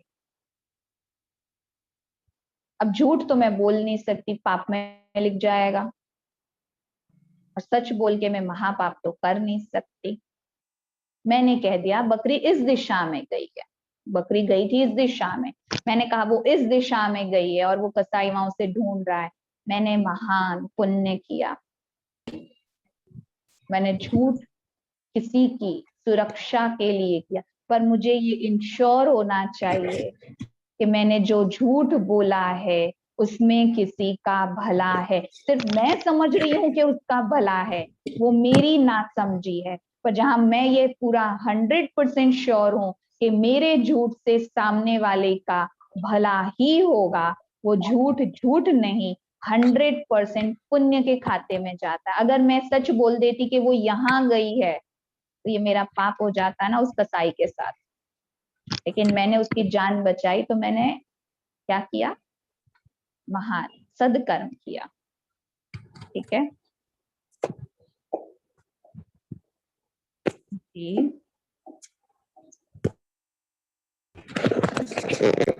वंशमाली जी, हाँ मेरा एक और प्रश्न है कि हमने सुना है कि सबके अंदर भगवान बसते हैं, है ना? सॉरी, तो फिर से कहेंगे, माफ कीजिएगा। हाँ जी। हाँ, हमने सुना है कि हर आत्मा के अंदर भगवान ईश्वर बसता है, मतलब हर आत्मा में भगवान होता है। ठीक है, तो जो गलत काम करता है उसमें भगवान क्यों होता है? मतलब भगवान गलत आदमी में भी रहता है? जी, बहुत सुंदर प्रश्न है आपका। हमने आज तक सुना हर एक के अंदर भगवान है। फिर से इस बात को 2 मिनट के लिए मान ले। जैसे होता है ना मैथ्स में, सपोज समझ लीजिए कि ये है तो ये होगा, ऐसे मान लीजिए कि हर व्यक्ति के अंदर भगवान है। और आपने राइट कहा कि एक गलत व्यक्ति के अंदर भगवान क्यों बैठता है, तो वहां नहीं रहना चाहिए। पहली बात तो यही है, यही प्रश्न है, क्या भगवान सबके अंदर है? अगर भगवान सबके अंदर होता तो सबसे पहली बात कि वो व्यक्ति कभी गलत करता ही नहीं। देखिए, भगवान को कहते हैं शांति का सागर, प्यार का सागर, आनंद का सागर, खुशियों का सागर, दया का सागर। सागर माना क्यों भगवान को सागर ही कहते हैं? नदी, कुआं, तालाब कभी नहीं कहा, क्योंकि ये सारी चीजें हद में आती है, लिमिटेड होती है। परमात्मा अनलिमिटेड है, इसलिए उनको सागर के साथ तुलना की। भगवान की तुलना तो किसी के साथ नहीं हो सकती, पर बेहद इस दुनिया में सागर है, इसलिए बताया कि कोई लिमिट नहीं है। अब जो दया का, प्यार का, शांति का सागर है, वो सागर मेरे भीतर है और मैं 1 मिनट की शांति के लिए भटक रही हूं, ऐसा कभी हो सकता है? आप घर से बाहर निकले और सूरज निकला हुआ है तो आपको ये कहना नहीं पड़ता कि सूरज मुझे थोड़ी सी गर्मी दे दो, बस मैं गई और मुझे मिल गया, उसके संपर्क में गई, मुझे प्राप्ति हो गई। अगर भगवान मेरे भीतर है, हर एक के भीतर है, तो आज के किस मनुष्य को देखकर लगता कि उसके भीतर भगवान है? उसे एक को माफ करना हो तो वो माफ नहीं करता। इवन हम अपने ही बच्चों को माफ नहीं कर पाते, तो वो मुझे छोड़ के चले गए। मेरा बच्चा ऐसे कैसे कर सकता है? मेरा पति ऐसे कैसे कर सकता है? मेरी पत्नी ऐसे कैसे कर सकती है? जब हम अपनों को ही माफ नहीं कर पाते, दूसरों की तो बात दूर है, तो क्या वो क्षमा का सागर मेरे अंदर है? जब अच्छे व्यक्ति के अंदर ही नहीं बैठा तो बुरे के अंदर कैसे होगा? और भगवान अंदर बैठकर करेगा क्या? आज पिता जब घर में होता है ना, तो बच्चे ज्यादा आवाज नहीं करते। माँ पूरा दिन धमकी देती है, आने दो पापा। पिता सिर्फ आगे बैठे हैं सोफे पर, बच्चे की आवाज भी ऊंची हो जाए, पिता को सिर्फ इतना बोलना होता है, आऊं? बच्चा कहता है नहीं नहीं, अब मस्ती नहीं करूंगा। पिता का होना ही घर में शांति फैलाता है। अगर भगवान शांति का सागर मेरे अंदर है तो मैं बाहर किसको ढूंढ रहा हूँ, कहाँ भाग रहा हूँ? भगवान भीतर नहीं है। आत्मा और परमात्मा ये दो, फिर से कहते हैं और डिटेल से आपको समझाया जाएगा कोर्स में। आत्मा परमात्मा दो चैतन्य शक्ति है जिसका कभी आदि और अंत नहीं, जन्म या मृत्यु नहीं होती। आत्मा परमात्मा का बच्चा है। बाप और बच्चा दो अलग हस्ती हैं, दोनों एक नहीं हो सकते। बच्चा बाप के जैसा बन सकता है पर अपना बाप कभी नहीं बन सकता। अपने बच्चों का बाप बन सकता है पर कोई अपना बाप कभी नहीं बन सकता, और सदा बाप से छोटा ही रहता है। बाप बच्चे के अंदर या बच्चा बाप के अंदर नहीं होता, पर बच्चे के अंदर बाप के संस्कार होते हैं। कई बच्चे अपने बाप के संस्कार को नहीं अपनाते तो हम उससे कहते हैं तू मेरा बेटा नहीं है, लगता ही नहीं है। लोग भी कहेंगे लगता ही नहीं है उसका बेटा है। तो जो बाप के संस्कार को अपनाता उसके लिए लोग कहते हैं इसको देख के ना इसके बाप की याद आती है। ऐसे जो अच्छी आत्माएं हैं उन्होंने भगवान के गुणों को अपनाया है तो वो सदकर्म करती, भगवान के गुण उसके अंदर है, भगवान ने। और जिन्होंने भगवान के गुणों को अपनाया नहीं है, आप हरीश भाई म्यूट करेंगे, जिन्होंने भगवान के गुणों को सदकर्मों को अपनाया नहीं तो हम उसे बुरी आत्मा कहेंगे। तो भगवान के गुण जिसके अंदर होते हैं, भगवान किसी के अंदर नहीं है ना जी। और कुछ? ओम शांति दीदी। ओम शांति। दीदी मेरा ये क्वेश्चन है, मेरा बेटा 2.5 साल का है। हम्म, वो जन्म से फिजिकल डिसेबल है, फिजिकली। तो फिर अभी जैसे उससे मतलब रिलेटेड ये क्वेश्चन है कि वो उसके कर्म है या हमारे कर्म है, कि मतलब वो हमारे घर में हुआ है और मतलब ये चीज जरूर, ये आप सबके कर्म है। देखो लॉ ऑफ कर्मा ना एक चीज बताता है, हमारे साथ कभी भी कुछ गलत नहीं होता है। जिस दिन आप लॉ ऑफ कर्मा को अच्छे से सुनकर समझ जाएंगे ना, आपके जीवन की सारी समस्या समाप्त हो जाएगी। आपके जीवन से ये प्रश्न ही चला जाएगा, मेरे साथ ऐसा क्यों हुआ। यही हमारे खुशियों की चाबी है। वास्तव में मेरे साथ, हम कई बार, बहन ने ये प्रश्न बहुत सुंदर पूछा जो हम सभी का प्रश्न होता है। कई बार हम कहते हैं मुझे ये पति क्यों मिला, मुझे ये बच्चा क्यों मिला, मेरे कौन से कर्म। ये सिर्फ उस आत्मा के अकेले का कर्म नहीं है, ये हम सभी का उसके साथ का कर्म है जो हमने कभी ना कभी बनाया। एक बच्चा ऐसा आता है, आपको एक उदाहरण देते हैं। माँ बाप ने घर पे, किसी के घर पे ना ऐसा बच्चा आ जाता है जो उसके बस धन का व्यय करता रहता है, या बीमारी के वश या शैतानी के वश बाप की करोड़ों की मिल्कत वो यूं ही उड़ा देता है। तो कहते ये ऐसा बच्चा मुझे क्यों मिला। ये मेरे जन्म, किसी ना किसी जन्म में मैंने उस आत्मा से इतना धन लिया था जो मैं चुकतू नहीं कर पाया किसी भी कारणवश। तो वो आज मेरा बच्चा बनकर आया है, इतना नजदीकी संबंध बन के आया है कि ना चाहते हुए भी मुझे उसके लिए बेहद कमाई करनी पड़ती है, और वो उसे सिर्फ गवाता है, सिर्फ गवाता है, क्योंकि मैंने उसका उस टाइम चुकतू नहीं किया। ऐसे वो आत्मा भी तो दुख। बहुत सारे कारण। हाँ दीदी इसमें वो आत्मा जो बच्चा हमारा है वो भी तो काफी मतलब सफर कर रहा है पेन को, तो उसको देख के हम तो ठीक है इस चीज को एक्सेप्ट कर चुके हैं, पर उस बच्चे को लेके फ्यूचर में थोड़ा टेंशन होता है। उसकी आत्मा जब एक आत्मा शरीर छोड़ती है ना, तो वो आत्मा को अपने किए हुए प्रत्येक कर्मों का साक्षात्कार होता है। प्रत्येक कर्म जब वो देखती है, उसे रियलाइज होता है कि मैं जो ये कर्म करने आया था, मुझे जो मौका मिला था, उसको ये भी रियलाइज होता है कि मुझे ये जो मौका मिला था कि ये जन्म लेके मैं अपने सभी कर्म, नेगेटिव कर्म का हिसाब पूरा कर लूं। पर अब तो मैं शरीर छोड़ चुका और मैंने नेगेटिव कर्मों का हिसाब पूरा नहीं किया, अब मैं क्या करूंगा।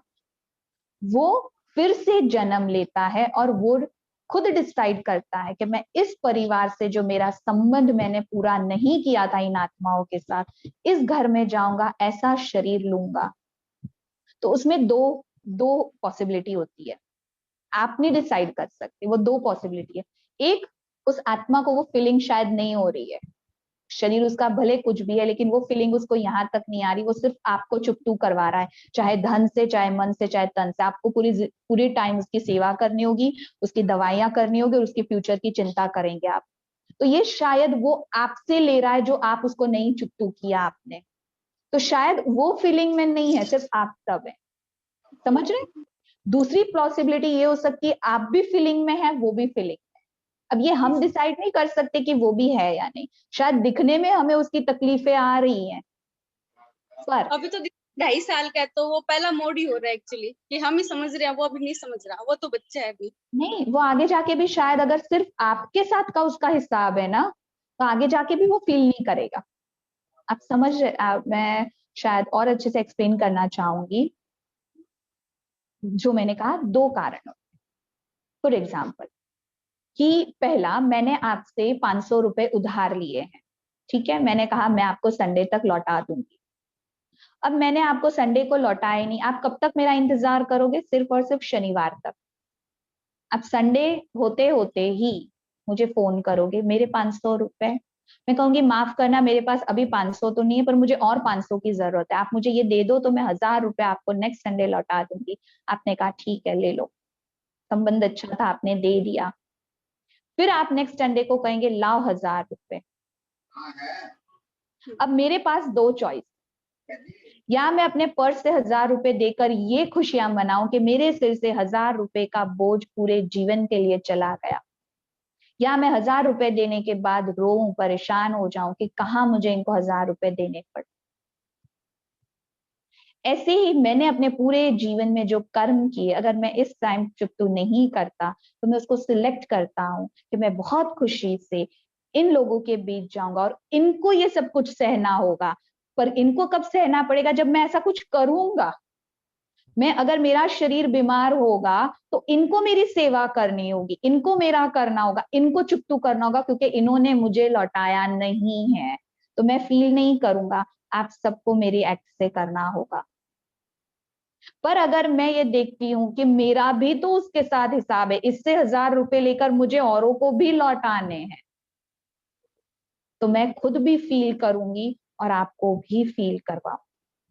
तो अब ये दोनों पॉसिबिलिटी होती है। एक वे में आत्मा को फीलिंग नहीं होती, सिर्फ वो करवाती है दूसरों को, भले हमें लगे कि वो बड़ा परेशान है। एक आपको बहुत सुंदर एग्जाम्पल देते हैं जो मैंने अपने जीवन में बहुत नजदीक से देखा है। एक ऐसी आत्मा कि जिस मतलब मैं आपको बता नहीं सकती, इतना नजदीक से मैं उसको देखी हूँ और समझी हूँ, इसलिए मैं आप सबको इतना बहुत अच्छे से बता सकती हूँ। वो आत्मा इतना परेशान करती है, वो व्यक्ति, आत्मा इन द सेंस वो व्यक्ति इतना परेशान करता है। उसको जब देखते हैं ना तो उसको हर जगह से हेट्रेट मिलती है, बहुत सारी वो तकलीफें देता है, उसकी हर एक एक्ट ऐसी होती है कि वो परेशान कर, लेकिन उसको कोई परेशानी फील नहीं होती। वो कितना भी बीमार हो जाए, उसको कितनी भी सुई लग जाए, उसको ना उस सुई का दर्द है ना उस बीमारी का दर्द है। वो ऐसी ऐसी सिचुएशन से भी निकल के आ जाता है जहां लोगों को ऐसा लगता है अब ये नहीं रहेगा, लेकिन उसके पीछे जो सफर करता है वो उसका परिवार। जब इस चीज को मैंने बहुत करीबी साक्षी होकर देखा, जब उसका पूरा परिवार उसकी एक्ट से परेशान होता है ना, वो बहुत रिलैक्स फील करता है, वो शांत हो जाता है बिल्कुल। जब सब शांत हो जाते हैं ना, वो बिल्कुल स्टेबल हो जाता है, इतना रिलैक्स, उसके चेहरे पे एक सुकून दिखाई देता है जो मैंने उसको ऑब्जर्व किया है। मतलब वो आत्मा सिर्फ और सिर्फ अपने परिवार के हिसाब को चुप्तू करने आई है, वो सफर नहीं कर रही है। पर जब तक वो ऐसे एक्ट करेगी ही नहीं, परिवार कैसे सफर करेगा? तो वो आत्मा सफर नहीं कर रही है, उसका परिवार तन मन धन से सफर कर रहा है। तो दोनों पॉसिबिलिटी है ना, आत्मा खुद से लेकर। जी हाँ दीदी, एक क्वेश्चन है कि अब जैसे आज के टाइम में जैसे हमारा पर्सपेक्टिव ये है कि ठीक है हम पॉजिटिव है उसको लेके, लेकिन जो रिलेटिव है हमारे फैमिली रिलेटिव या हमारे जो भी है मतलब तो उनको लेके जो पॉइंट ऑफ व्यू होता है बच्चे को लेके, तो वो देख के हम बहुत ज्यादा मतलब नकारात्मक हो जाते हैं। तो उस कंडीशन में क्या करें? मतलब अच्छा, मैं खुद हम आपसे, आपने मुझसे प्रश्न पूछा तो मैं आपसे एक प्रश्न पूछती हूँ। क्या आपके हाँ उस बच्चे को संभालने, उसकी ट्रीटमेंट कराने, उसके पूरे जीवन की जिम्मेवारी आपके रिलेटिव में से किसी ने भी ली है? बिल्कुल नहीं। नहीं ली ना। तो जो मेरी जिम्मेवारी मेरे हिसाब को जब बांटता ही नहीं है, तो उनकी नेगेटिव बातों को मैं क्यों बांटू, मैं क्यों बट लूं? वो but as a family member मतलब मैं घिरी हुई हूँ सबसे, तो देखो फिर सिस्टर, मेरा तो इसमें उनकी बातों को इफेक्ट करना या नहीं करना ये आपकी चॉइस है। वो उनकी समझ, उनकी बुद्धि है कि वो आपकी इस सिचुएशन में सपोर्ट नहीं कर सकते लेकिन आपको गिराने का प्रयत्न कर रहे, ये उनका कर्म है, उनकी सोच उनको नीचे ला रही है, उनका पाप कर्म बन रहा है। लेकिन आपने एक इस बच्चे की पालना करने की सच्चे दिल से जिम्मेवारी ली है, तो अपने दिल को एक बात बता दो, इसके लिए जो कुछ करना पड़े मैं सच्चाई सफाई से करूंगी, नो कंप्लेन। और चाहे दुनिया कुछ भी बोल दे, मुझे नो कंप्लेन, क्योंकि मुझे उनसे कोई फर्क नहीं पड़ता। मेरा हिसाब मेरे बच्चे के साथ है, जिसको मुझे बहुत, जब आप इस चीज को एंजॉय करके चुप करेंगी ना, आपका बच्चा जो है उसको एक्सेप्ट करके, ठीक है, आप कह रहे हैं मैंने उसको एक्सेप्ट कर लिया, एक्चुअली आपने एक्सेप्ट नहीं किया। अगर आपने उसको एक्सेप्ट किया होता ना, तो आप उसके फ्यूचर के लिए टेंशन नहीं करते। जब आपने फ्यूचर को उसको वो लेके नहीं मैम, फ्यूचर को लेके नहीं। अभी जैसे एट दिस टाइम मैं कह रही हूँ, जैसे कोई रिलेटिव आता है, वो उसको लेके कहता है कि अच्छा इसका क्या होगा, इसका क्या होगा, तो मैं तो ठीक है, मुझे तो पता है क्या होगा, आप कुछ अपने नहीं मन पे भी नहीं लो ना, नहीं लो। अगर वो पूछ रहा है क्या होगा क्यों होगा, तो बोलो अगर भगवान ने मुझे, देखो सबसे एक मेन बहुत ब्यूटीफुल चीज बताऊं मैं आपको, भगवान अपनी सबसे कीमती चीज उसी व्यक्ति को देता है जो उसको संभालने की क्षमता रखता है। समझ रहे हैं आप? आपके घर में अगर ये बच्चा आया है तो भगवान को पूरा विश्वास था कि आपके अलावा इसको कोई नहीं संभाल। क्यों आपके रिलेटिव के घर में नहीं आया? क्योंकि उनकी सोच आप देख रहे हो, राइट? तो वो मेरे इस अमूल्य फूल को नहीं संभाल सकते थे, सिर्फ ये बहन, ये है जो मेरे इस अमूल्य फूल की बहुत अच्छे से केयर करेगी। तो इसलिए उन्होंने आपको दिया है, आप रिस्पेक्ट करो। और दुनिया क्या बोलती है उस चीज का आप अपने माइंड से निकाल। जब आपको वो पूछते हैं ना इसका क्या होगा, बोलना जब भगवान ने मुझे ये सुंदर फूल दिया है तो इसके आगे पीछे का हर चीज उसने पहले से डिसाइड किया है, तो मुझे क्यों सोचना, मुझे तो सिर्फ इसको संभालना है। इसका क्या होगा ये तो वो मालिक जाने ना, मुझे तो सिर्फ दिया है संभालने के लिए, और मैं संभाल रही हूँ, मैं निमित्त हूँ, मैं ट्रस्टी हूँ। बाकी मैं क्यों इसके लिए चिंता करूं? देखो हर आत्मा ना बहन, एक बात आप नहीं सभी अपने नोट करके रखो, हर आत्मा अपना भाग्य खुद लिख कर आती है। उसके पीछे जितना धन खर्च होगा वो खुद लेकर आती है। हर आत्मा का अपना भाग्य, अपना धन, अपना संबंध वो खुद लेकर आती है। आप उसके लिए कुछ नहीं कर रहे हो। तो अगर उसके पीछे जो धन, समय या मन जा रहा है ना, ये उसका अपना है जो आप उसको दे रहे हो।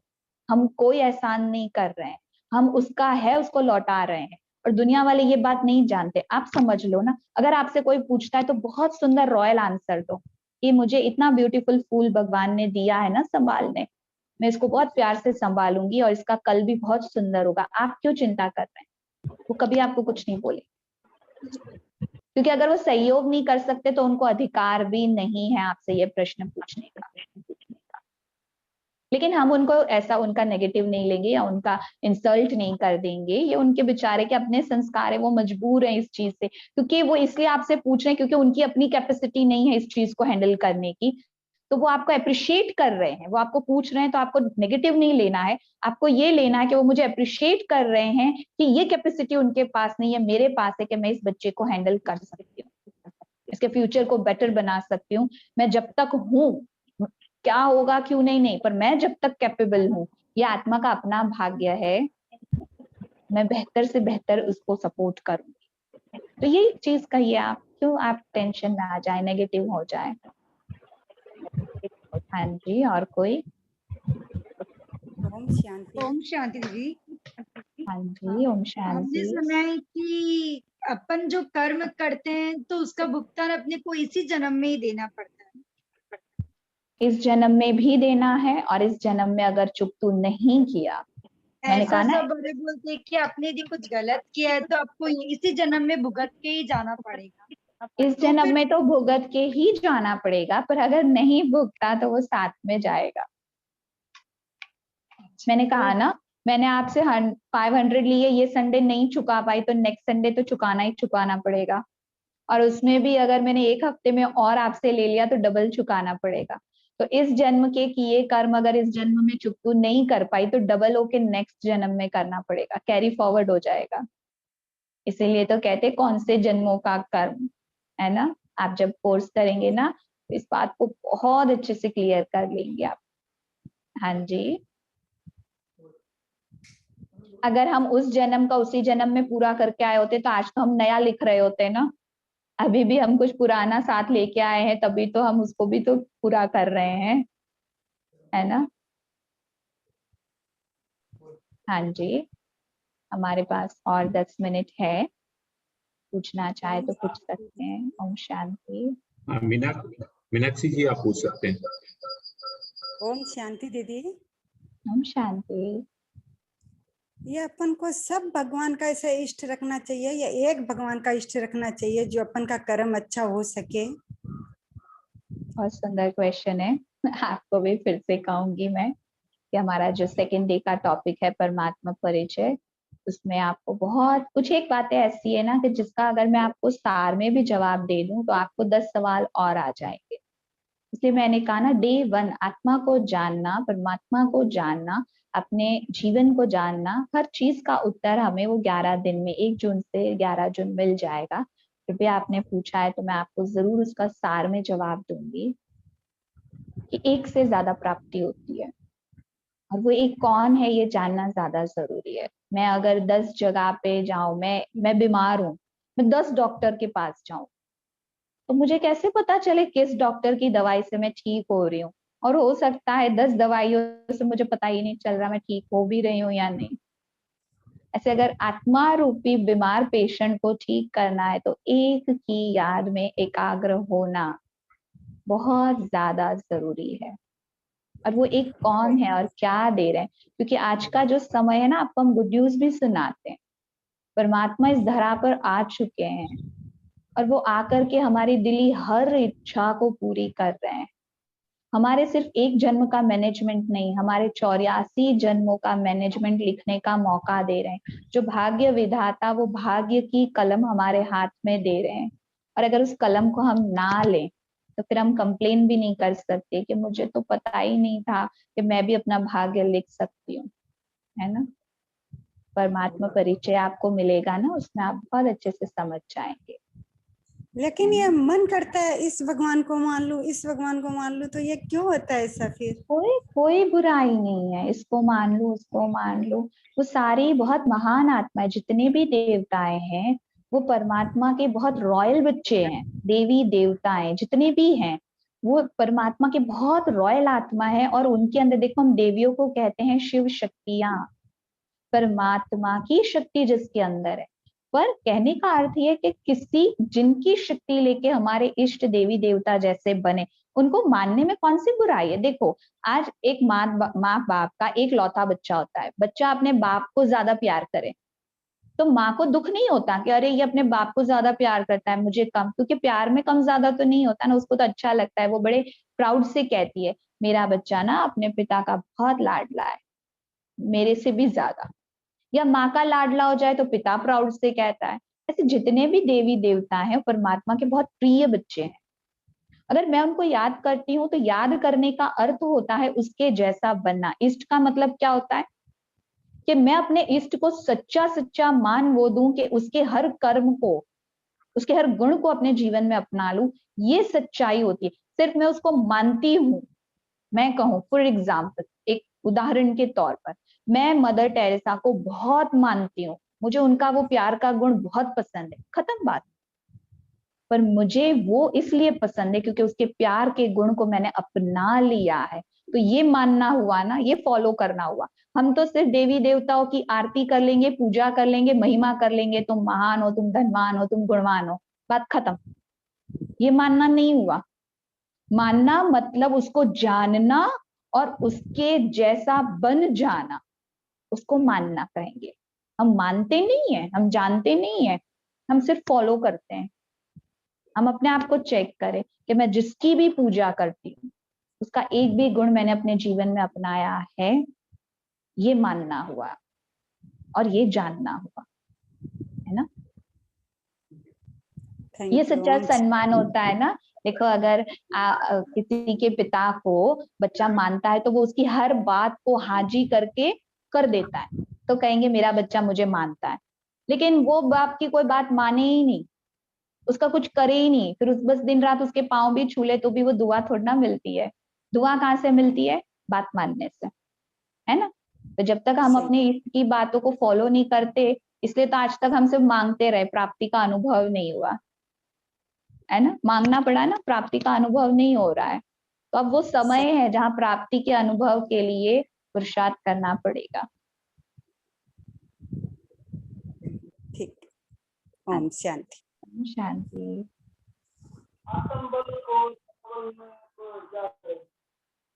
जी, मुझे आवाज नहीं आ रही है हरीश भाई। हाँ ज्योति जी, आपकी आवाज नहीं आ रही है। अगर आपने हेडफोन नहीं लगाया तो आप थोड़ा मोबाइल करीब रख के सकते हैं। दीदी आत्मबल और मनोबल में क्या अंतर है, कोई डिफरेंस? आत्मबल और मनोबल, राइट, बहुत सुंदर क्वेश्चन है। आत्मबल और मनोबल में ज्यादा अंतर नहीं है। मन है आत्मा की शक्ति, मन है ना कोई फिजिकल, आप राजयोग में दूसरा फर्स्ट टॉपिक जो है आत्मा का परिचय उसमें जानेंगे। आत्मा की 3 शक्तियां है, मन, बुद्धि और संस्कार। मन जो है ना वो आत्मा का शारीरिक पार्ट नहीं है, मन एक शक्ति है। मन का काम है सोचना, और मन की ये जो सोचने की शक्ति है वो आत्मा उसका मालिक उसको डायरेक्शन देता है। तो मन का बल या आत्मिक बल एक ही बात हो जाती है कि जब तक आत्मा अपने मन को वो बल नहीं देती है तब तक मन उस कार्य को कर नहीं सकता है ना। क्योंकि ड्राइवर जो होता है, गाड़ी में कैपेसिटी होती है चलने की, लेकिन उसको चलाने का कार्य तो ड्राइवर करता है ना। देखो गाड़ी के अंदर सारी फैसिलिटी है, हॉर्न बजाना, ब्रेक लगाना, साइड सिग्नल देना, लेकिन गाड़ी अपने आप नहीं करती। गाड़ी कैपेबल है, और उस कैपेबल होने वाली गाड़ी को कंट्रोल करना, चलाना, डायरेक्शन देना, ये ड्राइवर का काम। ऐसे मन जो है ना, वह मन के विचार हमारे जीवन के संस्कार बनते हैं, हमारा भविष्य बनाते हैं, और उस मन को चलाने वाली शक्ति आत्मा है।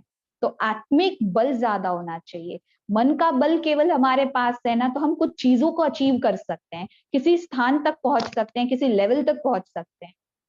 पर अगर हमें अपने जीवन का 100% कंट्रोल करना, अपने जीवन को आदि मध्य अंत को 100% खुशनुमा बनाना है, तो मन का बल चाहिए, जिसके लिए मन का नॉलेज चाहिए, सॉरी आत्मबल चाहिए, आत्मा का नॉलेज चाहिए। जब आत्मा का बल आ जाता है तो वो मन को अपने हिसाब से चलाता है, वरना मन अगर आउट ऑफ कंट्रोल हो जाता है तो वो आत्मा को चलाना शुरू करता है, जो आज हो गया है। मन अपने हिसाब से चल रहा है बेलगाम घोड़े की तरह, इसलिए हम दुख, पीड़ा, अशांति, इन चीजों को भोग रहे हैं, है ना। तो इसलिए आत्मिक बल ज्यादा जरूरी है। हाँ जी,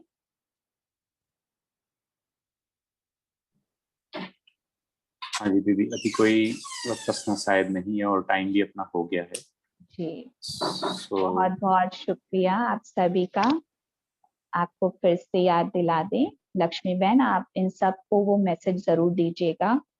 हम आप सबको आमंत्रित करते हैं अपने जीवन को खुशनुमा बनाने, और ऐसे आपके जितने भी प्रश्न है जीवन के, आप हमारे सीनियर राजयोगा टीचर से रूबरू होकर पूछ सकते हैं, है ना। आप अपने सवालों के जवाब ले सकते हैं, और जिसके अंदर मैं समझती हूँ कि कोर्स सुनने पर 90% हमारे प्रश्नों के आंसर मिल जाते हैं, और बाकी का टाइम तो आपको 10% जो भी आपके क्वेश्चन रह जाते हैं वो आप जान सकते हैं।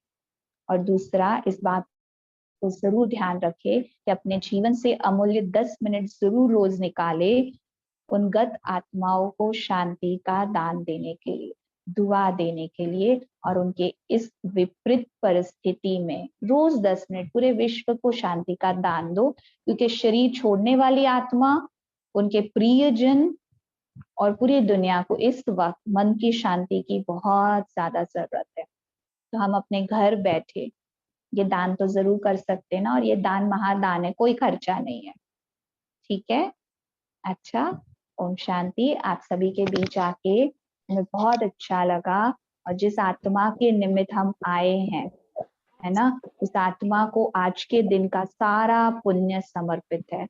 जरूर वो आत्मा को, दिल को बहुत सुकून शांति मिली, वो आप सबको दुआ दे रहे हैं। आपको फील होगा जब हमारी दुआ किसी को मिलती है ना तो अंदर एक सुकून महसूस होता है, और यही सुकून रिटर्न रिप्लाई है उस आत्मा का कि हमारे द्वारा उसको शांति मिली।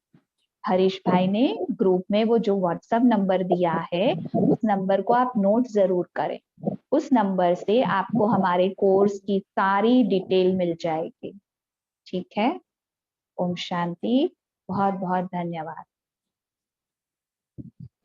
सब लोगों के लिए मैं वापस बता देता हूँ ये नंबर, किसी को नोट करना है, किसी ने मैसेज नहीं देखा हो तो 945057 मैं रिपीट कर रहा हूँ 945057 401। Thank you. मेडिटेशन कराना चाहेंगे या 2 मिनट या 1 मिनट या फिर से हम बिल्कुल रिलैक्स हो जाएं। इस चीज का अभ्यास हम बार बार करें। बिल्कुल रिलैक्स हो जाएं। अपने मन को शांत रखने का प्रयत्न करें।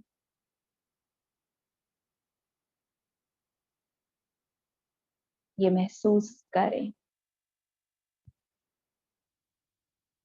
कि मैं इस शरीर की मालिक हूं। अपने कर्मों की मालिक हूं।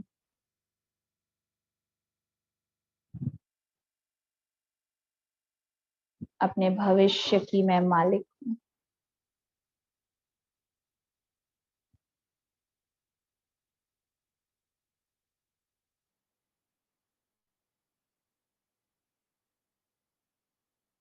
मैं अपने भाग्य में जो भी लिखना चाहूं